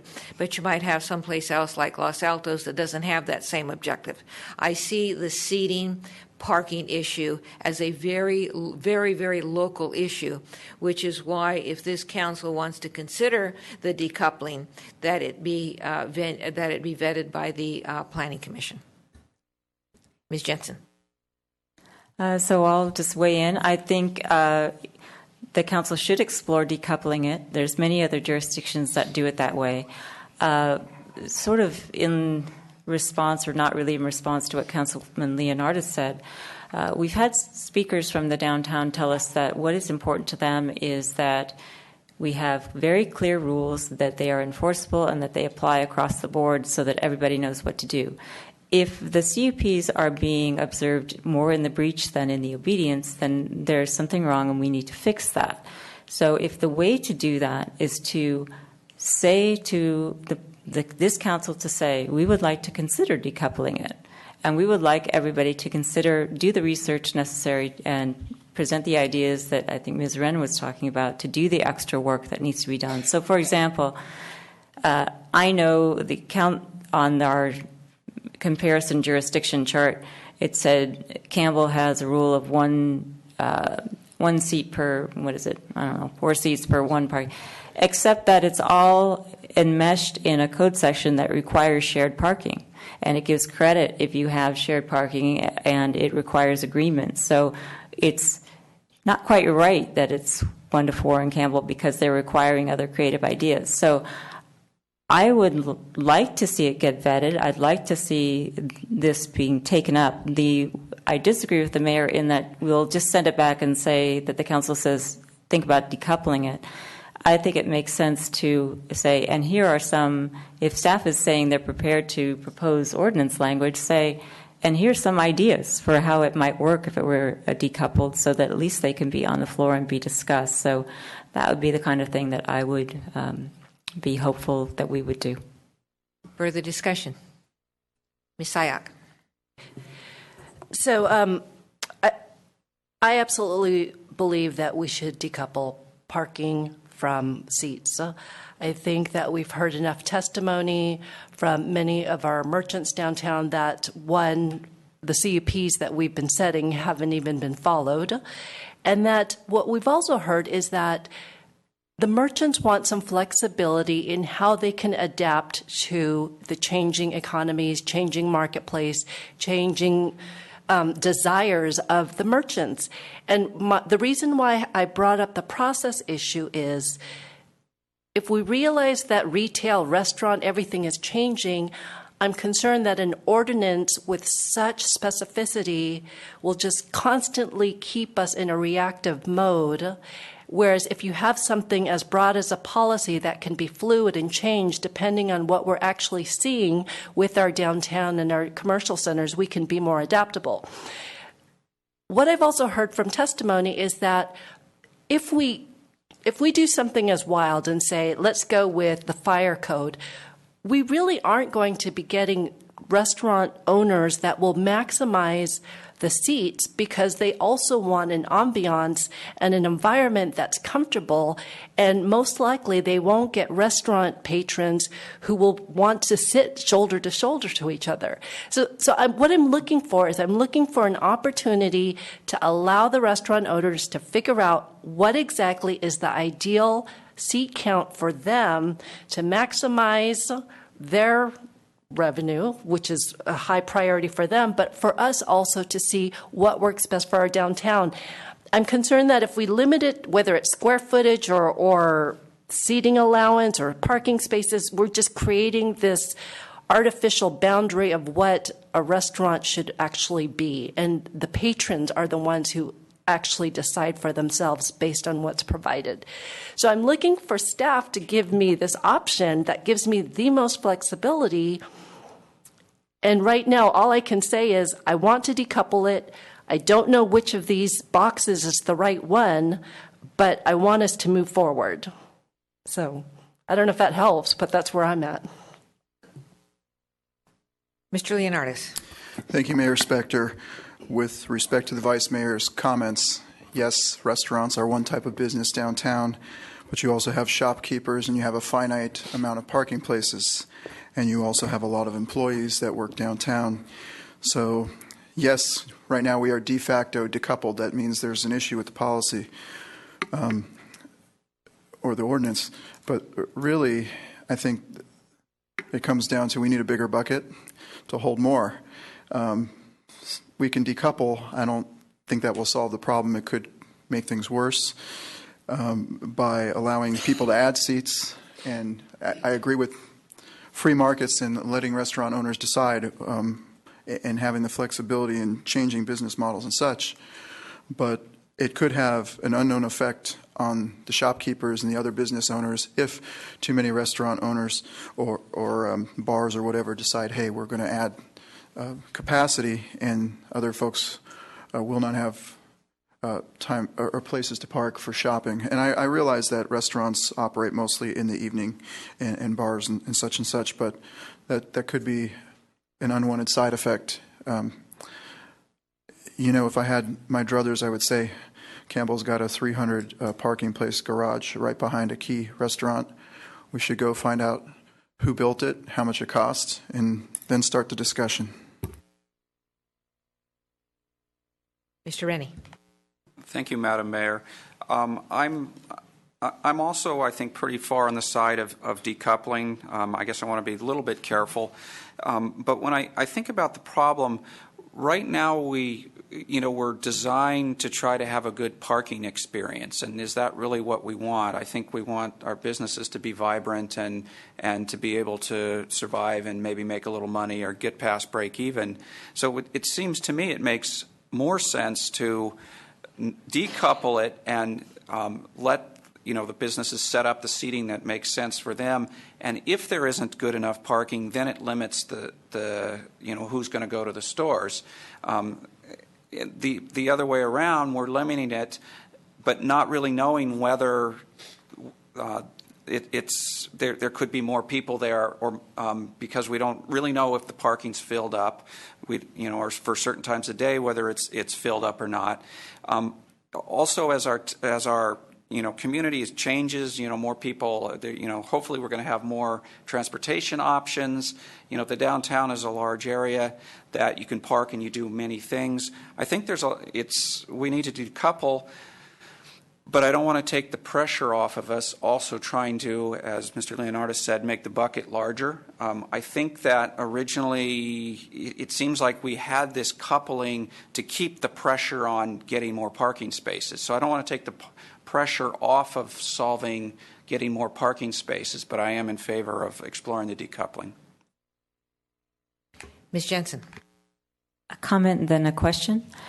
Just to follow up on we need to make sure that we have X number of seats and X number of parking.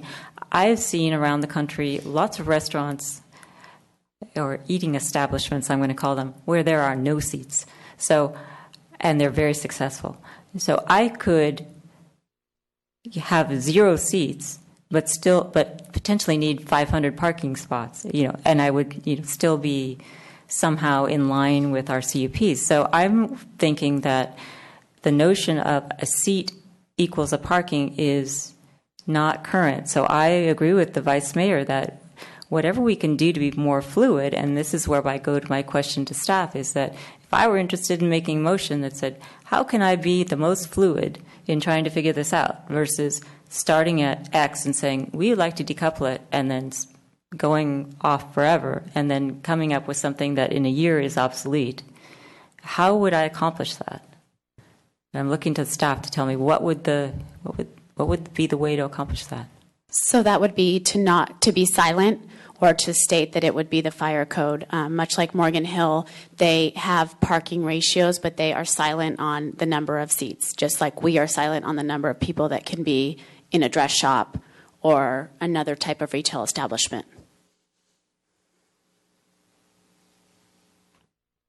Further discussion, further questions?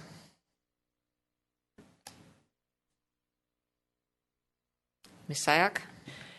Again, following process, then what do you need as staff to prepare a draft to bring to the Planning Commission? If, let's say, we were silent, I don't know if we would get there, but would you then create, what would you bring to the Planning Commission? We would redline the current town code under the section that speaks to the parking requirements, and leave it at just the square footage. So what it is now, it's 1 for 300 in the downtown, 1 for 235 square feet outside of downtown.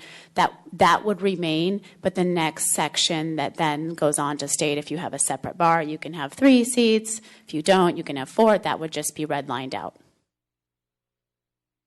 And if I may follow up, Ms. Sayak? And then if I own an eating establishment downtown, what's the effect on me then? It's just my seats are now dependent on the square footage of my That's correct. Whatever the fire marshal says is a safe number to be in that area.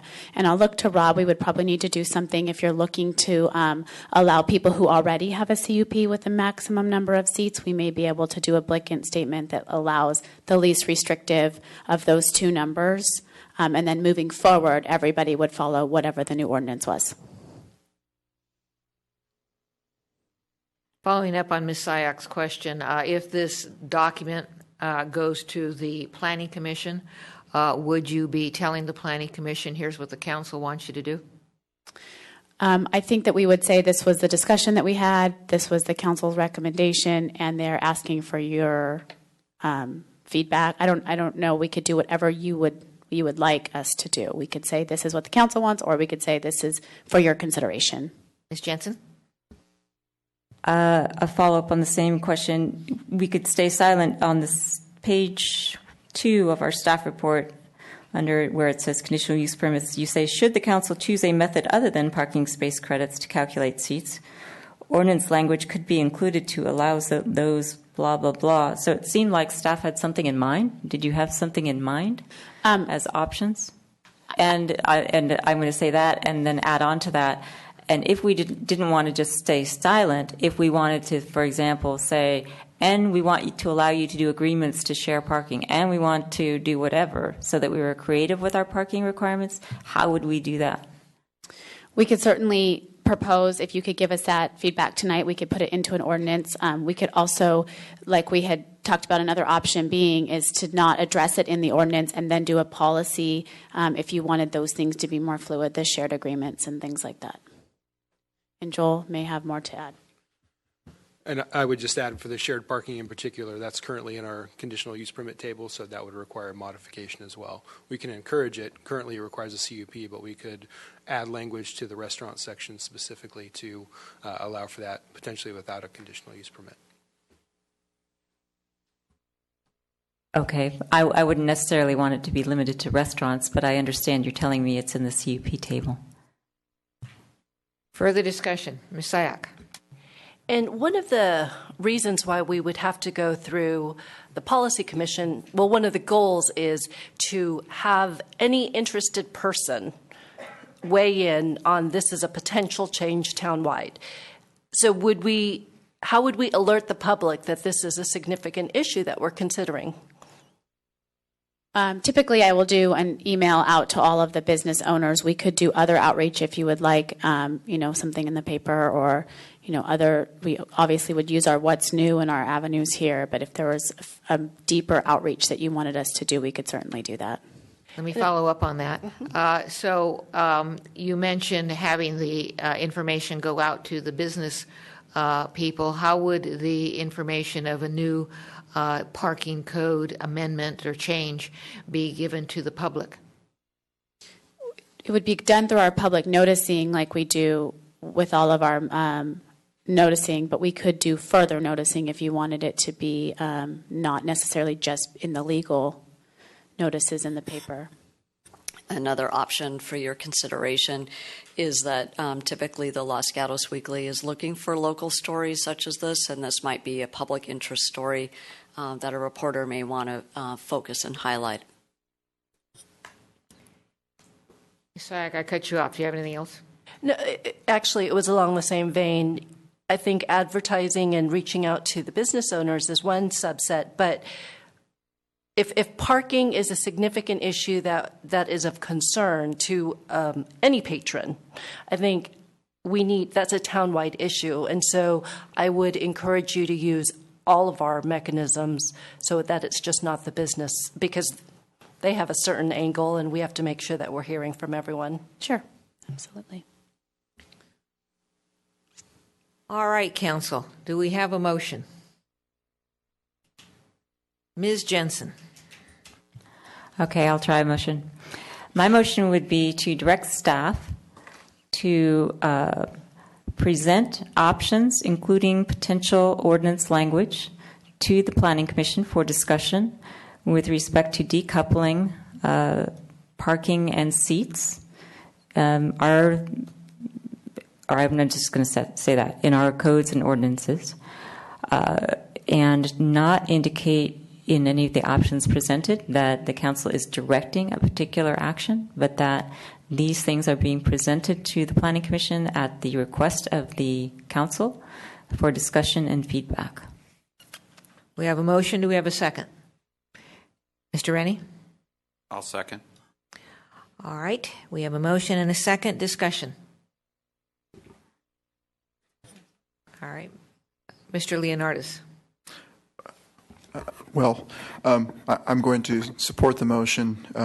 I do believe in the concept of decoupling. I think it's an age-old question that's reared its head in this community for a long time, and I realize that a lot of the businesses are currently out of compliance in their CUPs with the seating, particularly the restaurants and such. I am concerned about some unknown consequences, as I was with the valet parking.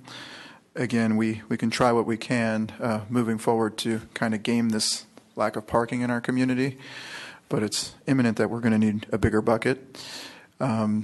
So being that this is only going to go back to the Planning Commission and then come out, and I guess we'll be potentially voting on it again in the future, I will be supporting the motion. Further discussion? Do I see Mr. Rennie? No. Oh, the town manager. Sorry, I just wanted to clarify the motion. If in the Planning Commission's discussion and feedback of the different options, they were to provide a recommendation for a specific ordinance proposal, would that meet the needs? So let's say they go beyond feedback and actually have a specific proposal for your consideration. Would that be acceptable? We'll start with the maker of the motion. Is that what you had in mind? Yes, and I'll just be more clear. What I had in mind with that, option 1 would be suspend portions. Option 2 would be take it out altogether. Option 3 would be language presented as per the staff report. Option 4 might be something else, and that it's for the Planning Commission to discuss, and if they got to the point where they wanted to recommend one of those options specifically, and that was an ordinance, that would be encompassed in my motion. Thank you. Before I discuss, seconder of the motion? I think that was me. That's okay, yes. All right. At this point, I thought I understood the motion and I was prepared to support it, but now that is inconsistent with my notes, so I will have Ms. Pravetti restate the motion. Okay. The motion, as I heard it, was for staff. The council would be directing staff to present options, including potential ordinance language to decouple parking in seats in the code for discussion and feedback by the Planning Commission. All right, thank you. Further discussion? Seeing none, all in favor? Aye. Aye. Opposed? Passes unanimously. Thank you.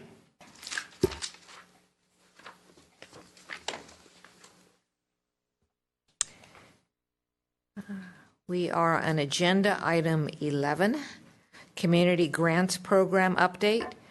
Sub A, receive the Community Grants Program Update. Provide direction on potential modification to community grant process, funding categories, evaluation criteria, etc. Staff report.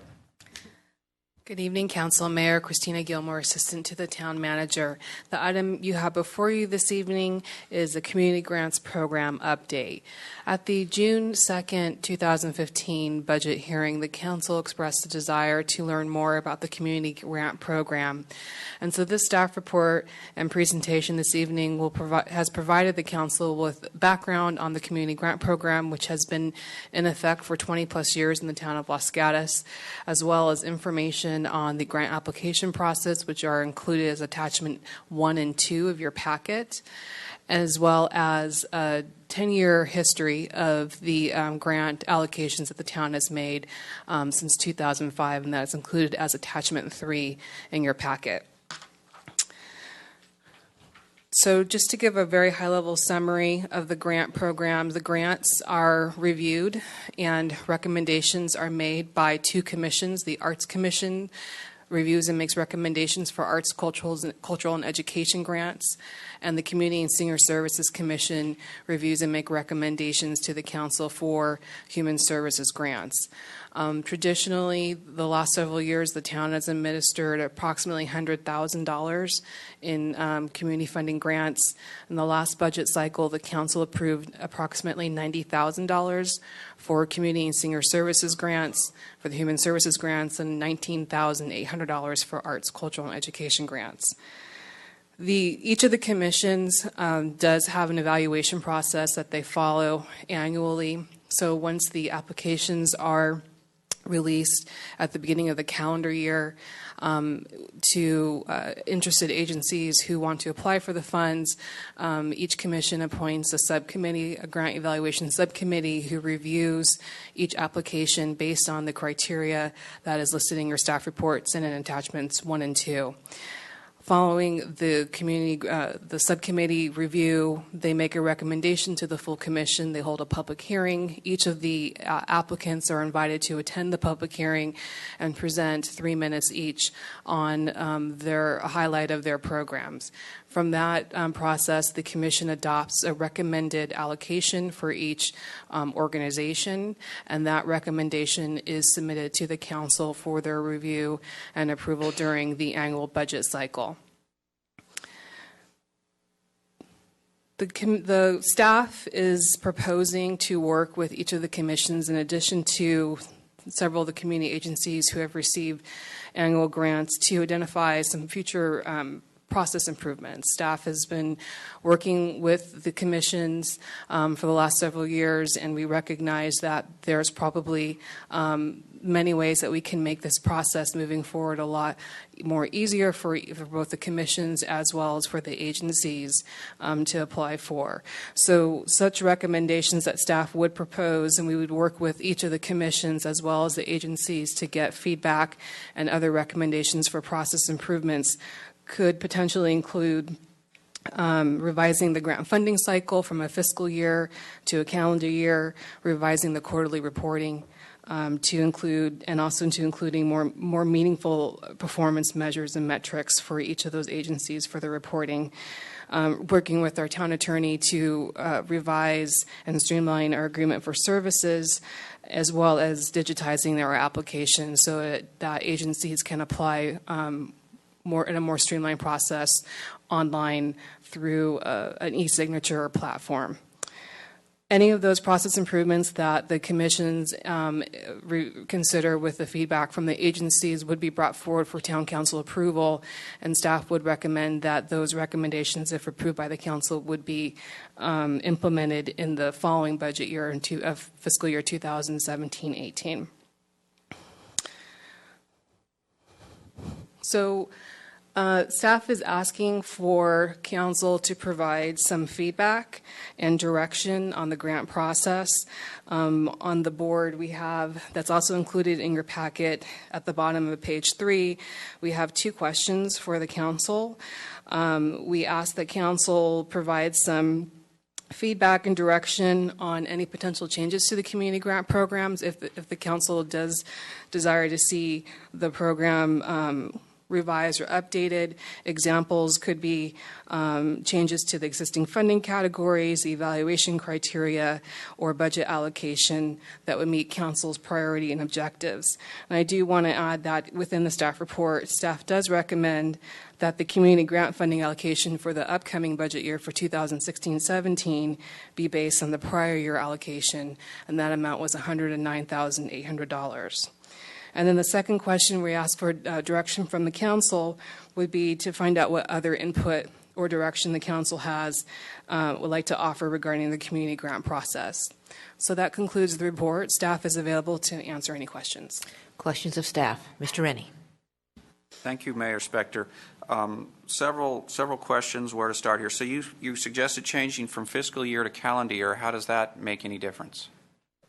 Well, that's something we would like to explore. So we would like to talk to each of the agencies who have been past recipients to see if that helps with the process, the application process.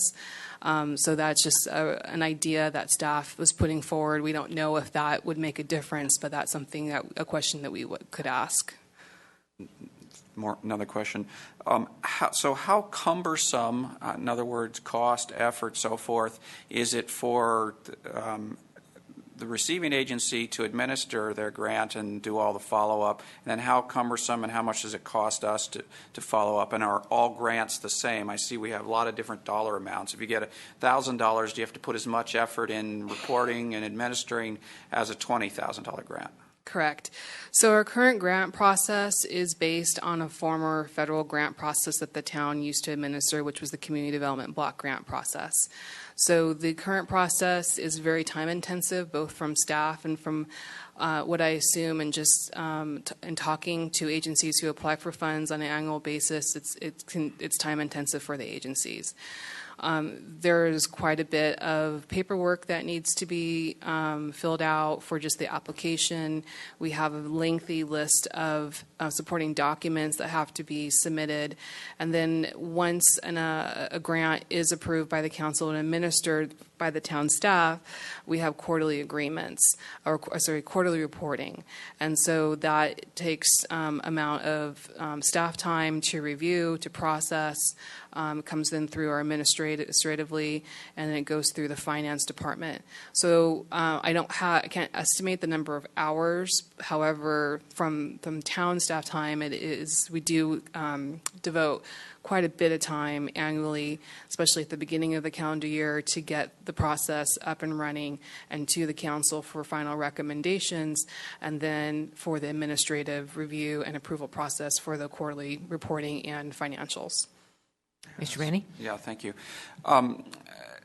So would it be more, I'm thinking, so maybe we'll start with the question. Have you looked at ways to reduce the paperwork, make it more streamlined? I think you mentioned an easier way to apply. Would it be, what if you went to a 2-year cycle? You gave grants every 2 years. Would that help to reduce the cost?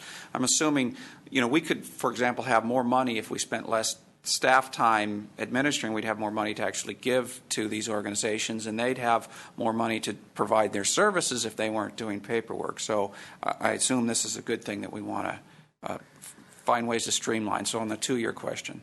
Yeah, so the grant process was administered on a 2-year cycle, I believe as far back as 3 or 4 budget cycles ago. And I believe in 2013, it went back to a 1-year cycle. And I wasn't able to find any supporting documentation as to why that change was made.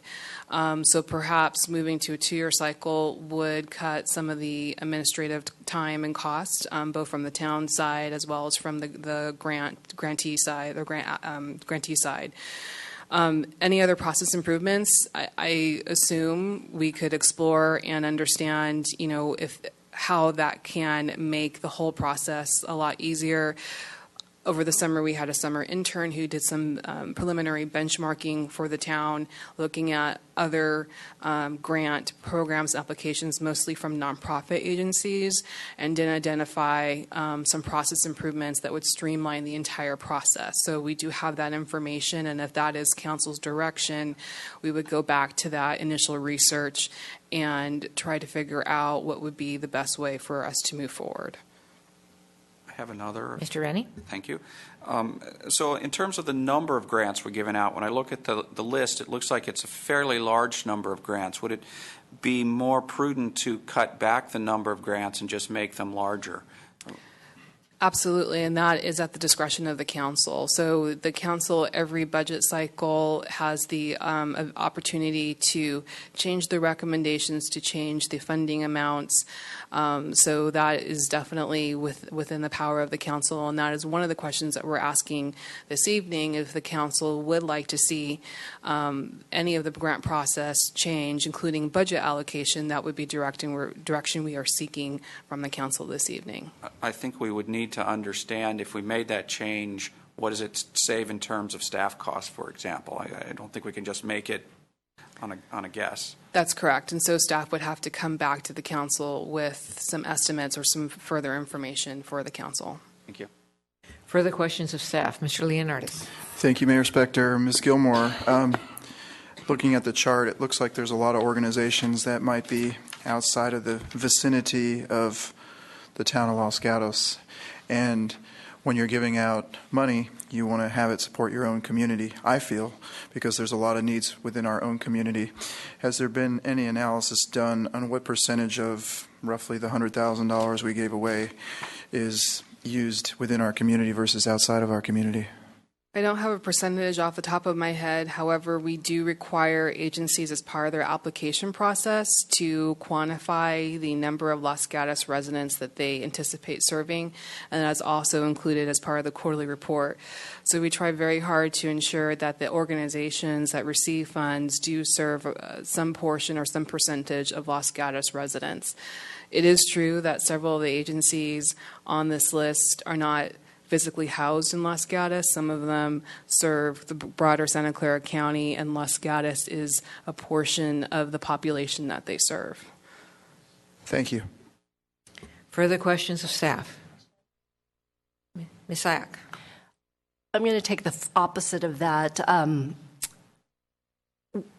One of the issues that I had heard when looking at the recipients is, do we look at equity in who we're providing grants to? And a specific example that was brought to my attention. So art docents of Los Gatos, who I absolutely think is a great recipient, they teach Los Gatos kids in the Los Gatos Union School District, but do we ever look at opportunities to offer grants to equivalent entities that are in the other school districts? That serve Los Gatos? Correct. So I would say I can't answer that question definitively. I'd have to go back and look to see if any other organizations that serve Los Gatos residents have applied for the funds. Art Docents is an organization that annually applies for funds. Part of the process improvements that staff is recommending is increased outreach to other agencies and organizations that serve Los Gatos residents, understanding that there may be other organizations that have not been identified or are not aware of the funding process. So that was something that we plan on doing for this upcoming budget cycle, and we would continue to do it for other years. So it sounds like those are specific comments that you would like to hear from us. Like, correct. If you're looking at this entity, perhaps you can broaden so that there's an equity in who you're serving. Yes. Okay. Thank you. Thank you. Further questions of staff? Seeing none, thank you. If you want to address us on this item, please submit a card. I do have a card. Tom Picro.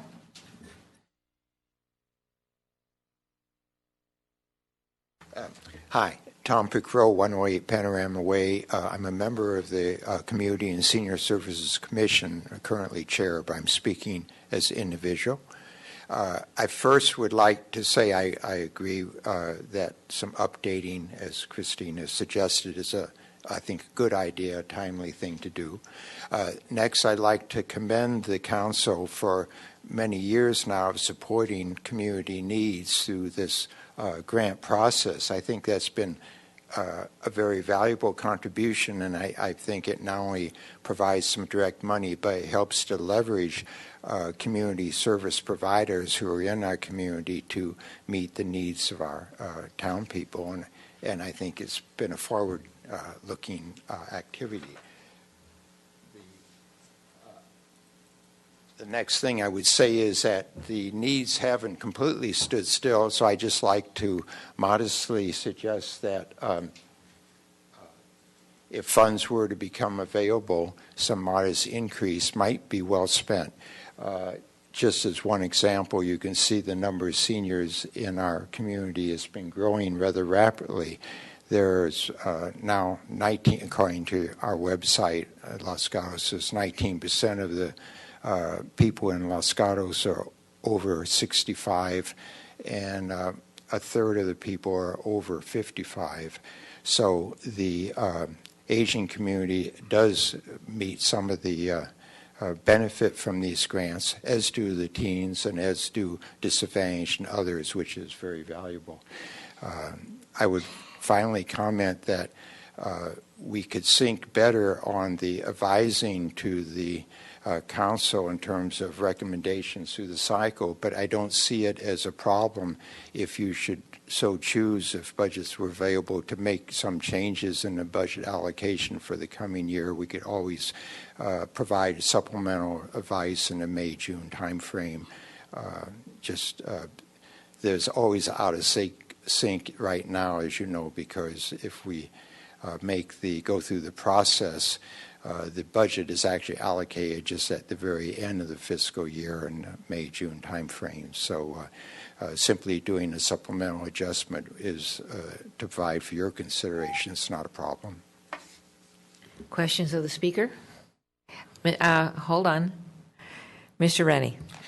Thank you, Mayor Spector. Mr. Pickrow, I'm thinking, would it be inappropriate to ask the Commission to evaluate the whole reporting process to see if it can be streamlined? Of course, we want a certain amount of reporting so that people are accountable for the money we've given them. But again, we want to get to the point that they're spending money on services and not on doing paperwork. Would that be something the Commission could evaluate? I think we could help on that. First, I should say that the Commission isn't involved in that, and so it doesn't have firsthand knowledge right now, except in the case that we have commissioners visit during the year, at least once during the year, each of the agencies which are supported, and we spend an hour or several hours with the people who are administering that agency to learn about their process, ask about issues, questions, and so forth. And so we have some sense of that. I think we certainly need to depend on help from the town staff and others, but we'd be happy to help in any way we could there. Thank you. Other questions? Thank you, sir. I think I got another card. I did. Leafa, go. Good evening, Madam Mayor and Council. I was not planning to come to speak on any issue, but this is one that intrigues me in that I've appeared before this council in the past representing a place for teens in town and the Community Services Commission as well. And the council and the commission were very supportive of that agency, and we appreciate that. I appreciate the commitment the council has made over the years to help these different agencies in town providing the various services. You are to be commended. Secondly, listening to some of the discussion, one of the considerations that was discussed was having a semi-annual rather than an annual budget and review. I think an annual, it serves the community better in that it's dynamic. The activities that occur, the types of funding that are necessary have to be reflective of those types of changes. So therefore I would endorse continuing with an annual rather than a semi-annual budgeting and allocation. It also helps the agency to recruit additional funds, showing the support from their local town. I know when I was at a Place for Teens, I was able to get additional support from surrounding communities and other agencies, other nonprofits who would help us because I could show that the town of Los Gatos, through the Community Services Commission, was supporting the agency. So there's that ripple effect that needs to also be considered.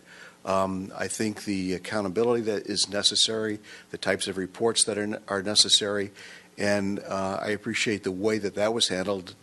Again, this is years ago, but it worked very well to provide guidance and support, and that is appreciated. It was appreciated, and I think the current agencies that benefit from your help also appreciate that type of support. So, thank you. Thank you. Questions of the speaker? Yes, Mr. Leonardis. Thank you, Mayor Spector. Mr. Fagot, first of all, thank you for all those years you put in at the Teen Center. And I was wondering, from your recollection, if you found any part of our grants process to be cantankerous, daunting, too much paperwork, difficult, such and such. I mean, to kind of rephrase this question, do you think anything from your experience would need to be changed with our process? To be very honest with you, I thought it was a very fair and equitable process. I thought it was reasonable in terms of the requirements from us as a beneficiary to the support that you provided. It provided a good stream of communication in both directions. The inspections, if you will, I think were very beneficial to both sides. As far as the process, making it automated online, I think is a great boon. That will help. That'll expedite things and improve the transparency as well. As far as other critiques, I also benefited, as the other agencies did, from listening to our competing agencies trying to get the funding from you. There was a limited pot, and we all wanted a piece of it. I think also, to an earlier point that was mentioned about maybe if less grants were given, that would allow for a larger grant to some of these agencies. Anything that shows town support to any of these agencies helps them to get additional funds from other resources. So I would be against reducing the number of beneficiaries, agencies who benefit, but rather as many as you can help would be beneficial. The process itself, otherwise, in my experience, and I did it 14 years, was pretty good, pretty reasonable. Thank you. Other questions? Thank you. I have no other cards. See no one coming forward. I will close the public testimony of this hearing and look to the council for discussion motion.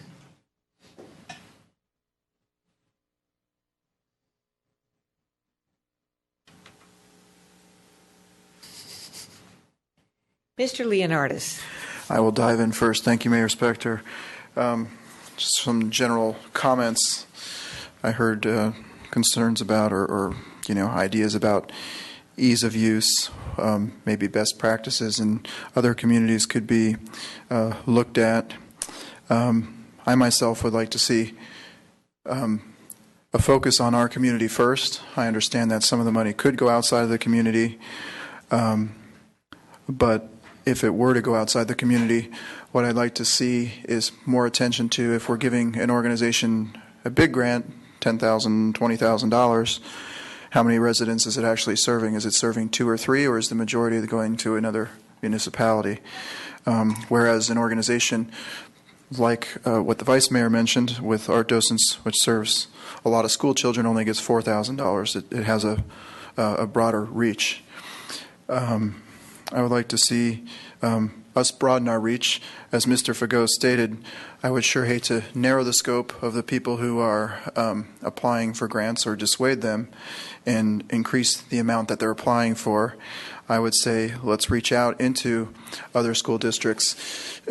Historically, and I worked on the CBDG before Mr. Rennie was appointed, and you get the same people coming back year after year asking for the same amounts or maybe a little bit more than they did the year before because they understand the process and they know where to go. So I would hate to see all of our grants be considered just because there's only a select few pool of people actually know about those grants and they come back year after year. So I think whatever we can do to broaden the awareness or broaden the reach to other school districts or other organizations within our community would be would help us serve the community better. And regarding semi-annual versus annual allocation, I think the annual allocation corresponding with our budget is a practice we've used effectively for a good number of years. So I would probably be supportive of maintaining that. Thank you. You made a number of points, but there was no motion wrapped in that. So I will look to the other council members for a motion. Is that a hand up? Yes, please. Okay, Mr. Rennie. I guess I'll try to make a motion out of this. and maybe it's not that clear because I don't think the answers aren't clear. What I see is, I think we should, so my motion would be to direct staff to evaluate how to reduce time, or the intensity of the reporting.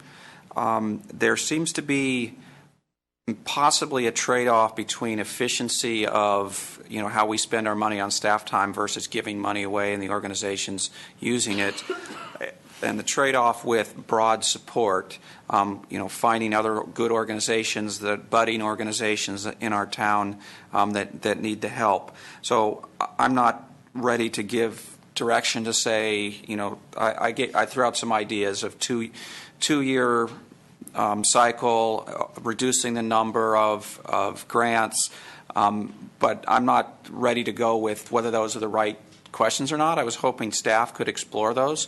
And as Mr. Leonardis said, I am on the Housing and Community Development Advisory Committee for the county, and I know that the county organization is also looking at how do they do this more efficiently. And we may not want to copy them, but maybe there's some ideas. We also may want to consider they are talking about cutting their number of grants in half and doubling the size of them for efficiency. Maybe instead of us doing that, we want to go the other way and try to support the organizations that are going to lose out on that. So I don't really have an answer, but I'm asking staff to evaluate it. Hopefully somebody can repeat that motion back. All right. Well, we have a motion. Actually, I can't repeat that one, and I'm normally very good at it. So we'll see if staff can, and if they cannot, we're going to come back to you, Mr. Rennie. So I just got the essence of what I heard, and please correct me if this is wrong. Excuse me. A motion to direct staff to evaluate reducing the reporting requirements and to evaluate and explore efficiency and effective measures. Mr. Rennie, does that sound like your motion? Yes. Okay, that's the motion. Do we have a second? Yes. May I make a friendly amendment? Well, you may please second the motion. May I second the motion and move to make a friendly amendment? What was that friendly amendment be? To also direct staff to broaden their outreach when funding is available so that we widen the amount of Los Gatos residents we serve. Mr. Rennie, is that acceptable to you? Yes, that's acceptable. All right, then we have a second for the whole thing, right?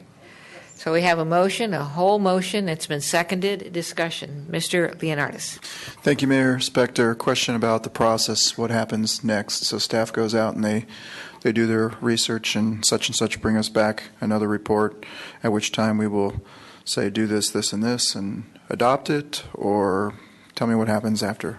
That is correct. So the immediate next steps are to release the application for 16-17 budget year. So that will happen later this week. Those applications will be due the end of January, and we'll begin the new process for the intake and the review and the recommendations for the budget process for 16-17. At the same time, staff will work with each of the commissions to bring forward some of the direction that the council has provided as far as reviewing processes and trying to reduce the time and the intensity of the reporting and the application process, as well as identifying additional agencies to broaden that outreach. So we'll work on that with the commissions, perhaps through their subcommittee process, and then finalize those recommendations, bring them forward for the council at a future date for council consideration. Mr. Leonardis. So as it stands now, the process for 16-17 will be under the current business as usual. That's correct. Thank you. Further discussion. Seeing none, call for the vote. All in favor? Aye. Aye. Opposed? Passes unanimously. Thank you, council and staff.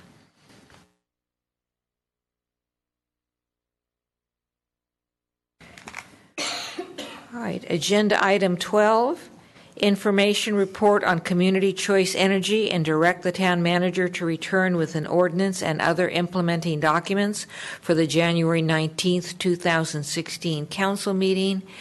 Do we have a staff report? Yes. Yes, we do. Thank you. Matt Morley, Director of Parks and Public Works. In addition to the staff report, you have a technical study in your packet that explores community choice energy, or CCE, and also Sean Marshall from Lean Energy, who helped in the technical report and works with Silicon Valley Community Choice Energy Partnership, is here with us in the back row. And if we get to the technical side, she'll be able to help with those questions.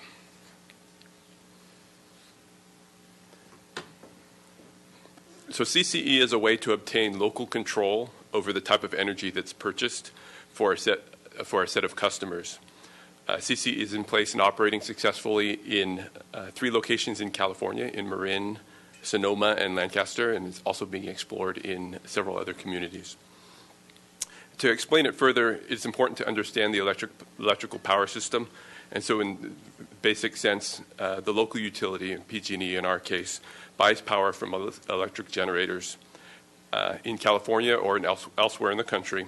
And this power can come from a variety of sources. It can come from solar, it can come from wind, it can come from nuclear, natural gas, a whole variety of sources. And once purchased, that electricity enters the grid. And from that point, the grid being a giant mesh or web that cannot distinguish between the power sources, that power is distributed to its customers in a mix. And ultimately, it's delivered to our homes and businesses. In CCE, or Community Choice Energy, a new entity, a Joint Powers Authority, takes on the role of purchasing the electricity, so the very front end of that. PG&E is still responsible for the transmission or bringing that electricity around to our homes and businesses. And PG&E is also still responsible for billing, so the bill would still remain a PG&E bill. The customers in participating jurisdictions are automatically enrolled in CCE unless they opt out, and I'll get to that in more detail. So why are communities considering CCE? Electricity consumption is one of the largest contributors to greenhouse gases, and changing the source of electricity can reduce those greenhouse gases and increase the use of renewable energy. CCE shifts that control to a decision that's made at the local level versus by PG&E at their level. So with that in mind, 4 jurisdictions got together to explore it locally. Those are the original partners. And as the idea took form, they reached out to a larger group of cities, including the town of Los Gatos. And this group forms the Silicon Valley Community Choice Energy Partnership. The partnership has provided guidance for potential structure of a Joint Powers Authority, or JPA, and provides the goals of a CCE program. Ultimately, the JPA will take on the role and make the final decisions for a CCE effort. This is just a quick chart to demonstrate the energy or electric consumption by the various jurisdictions. You can see where Los Gatos falls on the continuum, and the 4 larger jurisdictions are Cupertino, the unincorporated area of Santa Clara County, Mountain View, and Sunnyvale.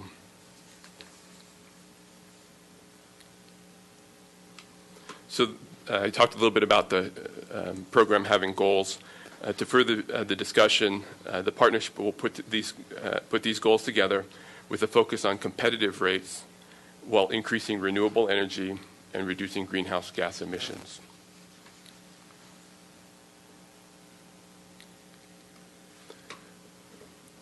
Out of these goals, the partnership contracted for a technical study, and that's the document that you have in your packet.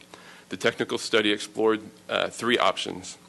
Note that these options do not reflect what the JPA ultimately will decide, but rather provided various scenarios for exploration that reflect potential distributions or extreme scenarios to test the viability of a program. All 3 options demonstrated an opportunity for success, and to go over them sort of briefly, scenario 1 focuses on rate sensitivity, so it keeps the price more competitive. It retains the greenhouse gas levels as we currently see them, and modestly increases the renewable energy levels.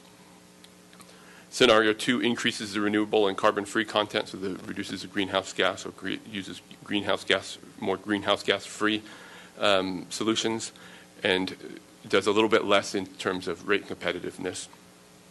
And scenario 3 highlights a maximum environmental impact and pays even less attention to the rate competitiveness, so the rates start to reach parity with PG&E out in the outer years.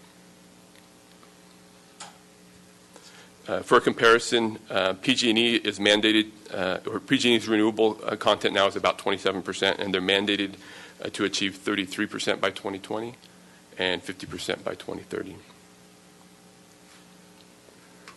So with this program comes some risks. There is a risk that for whatever reason the JPA may fail, and if that happens, the town could lose its initial investment.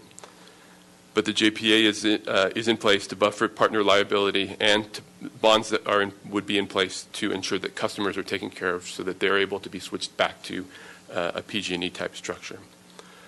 Additionally, because this program involves the purchase of electricity that can be volatile in pricing, there is a risk that the rates won't be as competitive as forecast. The study has accounted for this in several ways. One, by using conservative estimates. Two, by discussing competitive rates, not cheaper rates. And three, by phasing in other programs such as conservation or other efforts over time. Again, the point of the technical study was to explore these risks, and the study determined that CCE can be successful. As you can see by this slide, there has been and continues to be significant outreach to the public. We're currently looking for a community meeting in Los Gatos in early January, pending the outcome of this discussion item tonight. And it's important to note that although customers will automatically be subscribed, they will have at least 4 opportunities to opt out, and that comes in the form of mailings to the customers to let them know that the opportunity is there.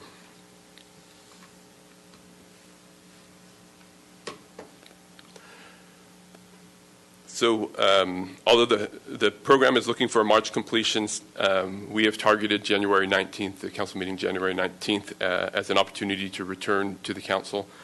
And as you can see, the JPA is scheduled for its first meeting after the various entities have joined, and that shakes out in April of 2016. As the JPA is formed, there's several provisions that you should be aware of. The JPA's purpose is to provide energy and energy-related programs. It will have a board of directors, and the board of directors will be composed of a regular director appointed by and from each governing body. That means a council member would be on one of the board of directors, and an alternate would be appointed by the governing body, but the alternate doesn't necessarily have to be a council member. Voting is done by majority of the directors, so one director, one vote. But in addition to recognize that there's some entities that have a greater stake, there is a voting shares vote. So once the 51% is achieved, there's an opportunity for items to be considered in a proportionate type voting scenario. And there are initial costs associated with the program, and one of the provisions is to try and reimburse those to the agencies within the first 4 years. And in addition, there are withdrawal provisions in the draft agreement as it's being developed. So that should an entity wish to withdraw in the future, there are opportunities to do that, although it may come may come at a cost, and the JPA would ultimately decide what that structure looks like. So I talked about a fiscal contribution to the program. The Los Gatos share would be $150,000. That's a $100,000 initial investment with a $50,000 contingency. As you can see, there was a phase 1 that's already in progress where the original 4 entities have already contributed. That was to pay for the technical study and some other studies that have been done.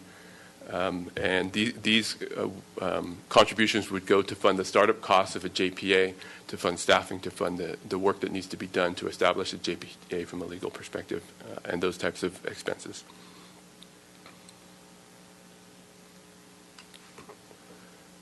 The schedule looks like this, in a sense that there is work to do once a JPA is established. It doesn't automatically switch on the change of where the energy comes from. And this is currently what the schedule looks like. You can see that the program would launch in about this time of next year. So these are our recommendations in summary, and staff and Sean are available for questions as needed. Thank you. Questions of staff? Mr. Rennie. Thank you, Mayor Spector. So I'm going to challenge you, Director Morley, with a tough question. Generally, I like the idea, but I, kind of have this. I need to play devil's advocate for a minute. So I'm thinking about community choice. Seemed like it was a good idea when we didn't have large renewable energy requirements by the state. So I start thinking now, by 2030, we need to have 50%. The state's requiring 50% be renewable energy. If nobody did any of these community choice programs, which are probably in the 75% range, let's say, for most people, PG&E would be forced to come up with 50%. So if we create all these community choices where we take the risk and we put in money and we drive it to 75%, does that mean now that PG&E can be less than 50% average on theirs because we've raised the average for them? Things can change over time, but as it's set right now, PG&E is regulated by the CPUC, and their regulations are that they need to achieve the 50% level. Is that on what they produce or what goes over their lines? Like, are they averaged down by? I mean, are we helping their average by coming up with a community choice that we're putting, say, 75% renewables in? Hopefully, Sean will throw something at me if I say it wrong, but my understanding is that our numbers would not count towards PG&E's numbers. They would be on their own to meet those numbers. Okay, thank you. All right. Vice Mayor. So let's take the opposite of that scenario then. There's a lot of things happening with PGE's power production in the upcoming future. If their numbers go down, does that in any way affect the percentages that we would set with our different scenarios? Or would our JPA lock us in at a certain amount, regardless of what PG&E does in the future? I would expect, so the JPA hasn't formed and they'll set the policy as they form. I would expect that they would set target levels of greenhouse gas producing energy and renewables, and they would aim to meet those targets. I don't think there's anything that would preclude them from changing that in the future, but they would set a target, and these are exemplary, but not necessarily where they would set them. So if I can follow up. So then because when you're looking at this, you're looking at it from two perspectives. One is the cost associated to the average person, and that cost is in parity with PG&E. And so when we set what the purchasing is, we're not necessarily continually monitoring what the PG&E costs will be in the future, will we? Yeah, I think the idea would be to continue to ensure that we're competitive with PG&E and to balance. So that for the JPA, the consideration would be rate competitiveness as well as GHG and renewable content. And then one last question. How often would that be set? So they could set it on as often as they wanted to, with the caveat that they would be entering into some contracts for the purchase of energy. So to some extent, they'll be committed down the road a little bit, and the JPA will set the policy on the length of those contracts to allow flexibility in their adjusting. So that's all still something nebulous that the JPA themselves would set. Right. Should this get jumped? Exactly. Okay. And if the town participates, the town would have a say in what that looks like. Okay. Mr. Leonardis. Thank you, Mayor Spector. Mr. Morley, I noticed this $150,000 price tag to experiment with this. Where would that money be coming from, and does the town currently have that money available with all of our competing needs for capital? Yeah, I think the question is always that there's competing needs, and is this a priority for the council? We have talked about several options, and we'll solidify those options and bring them to the council, I think, in January. That's part of the reason why we don't have everything wrapped up today, as we're looking at what the agreement's going to look like and what the financing options are going to be for us. So we'll have some options for the council to consider in January on how to meet that need. Mr. Leonardis. One follow-up. Thank you, Mayor. So assuming that the council thinks this is a good idea and they say, yes, go ahead, when do you think we would be on the hook to be writing that check? I see some phasing. I see $100,000. Is that right up top, and then 50,000 with phase 2 and 3, such and such. So if the JPA is established in April, they would be looking for that contribution at the start of the JPA at that time frame. Thank you. Mr. Rennie? Just quickly, so the 100 to 150 we're supposed to put in is just start money that we should get paid back over some amount of time. What's the amount of time on that?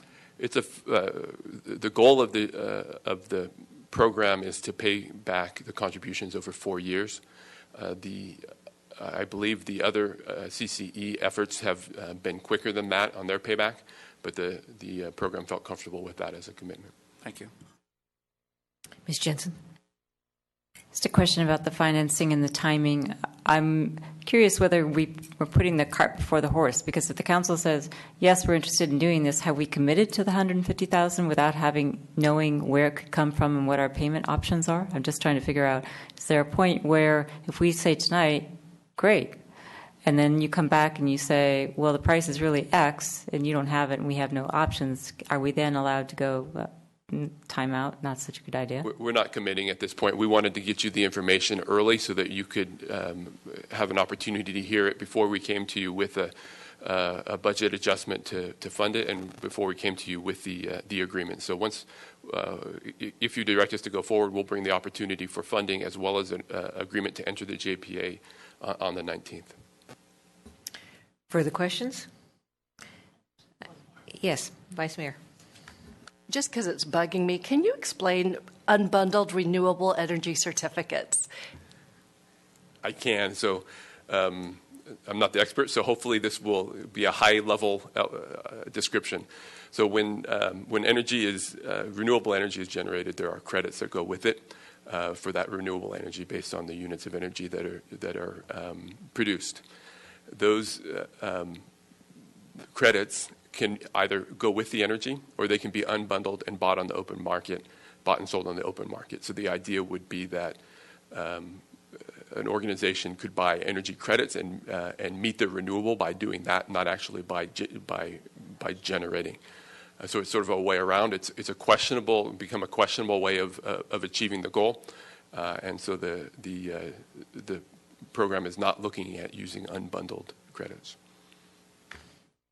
Buying your environmental goodness. All right, other questions? No questions of staff? I have no cards. Does anybody want to address us on this matter? No one coming forward. I'll close the public testimony of our hearing and turn to the council for discussion or a motion. Mr. Leonardis. Thank you, Mayor Spector. My biggest concern about this is, of course, the money. We have so many unfunded needs in our community. And I would like to see if we have $150,000 to possibly lose, we could lose it doing something else that would serve the community. That's not an experiment. I would be open-minded to down the line seeing if this JPA gets formed and perhaps joining it later. But because we have so many unfunded needs in our community, primarily our infrastructure, I am not interested in spending this kind of money at this time. Further discussion? Ms. Vice Mayor. Actually, I'm quite the opposite. I understand $150,000 is a significant amount in our budget, but we also made significant commitments in our climate action plan as well as in our sustainability plan, and I think by participating in this, where we can give our residents, if not lower costs in electricity, but better choices, I think that's a positive thing for our residents. And $150,000 investment in a larger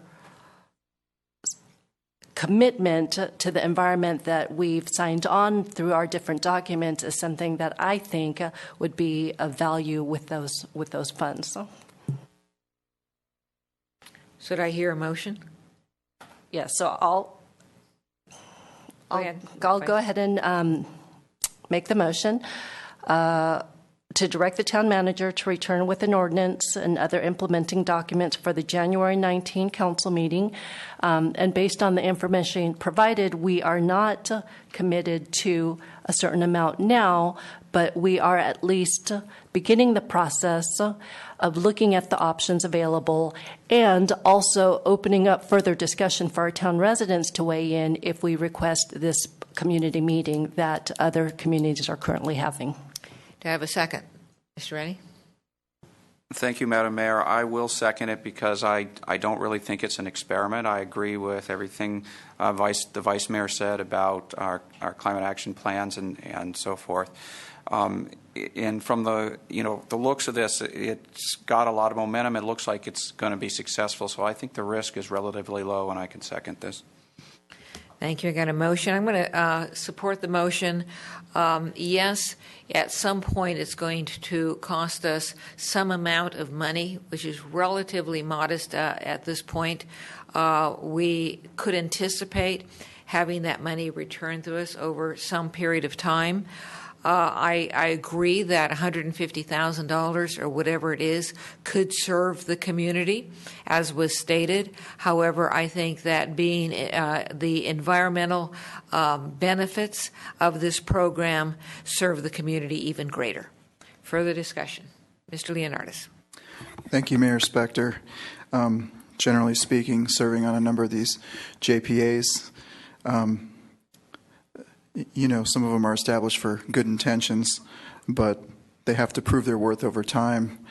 And I don't know, it's an expansion of big government, an intrusion into, how can I say it, our funding base. I really feel like I would rather give $1,000 to 150 employees in Los Gatos at this time and see if this thing makes it down the road. I know I don't have the authority to do that, but I will not be supporting the motion. I guess I don't see the vision in this. Further discussion?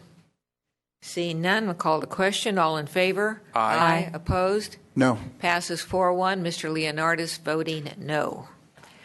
All right, so at this juncture, on behalf of the entire council and the town staff, we wish the community a happy holiday, and we will see you on January 19th.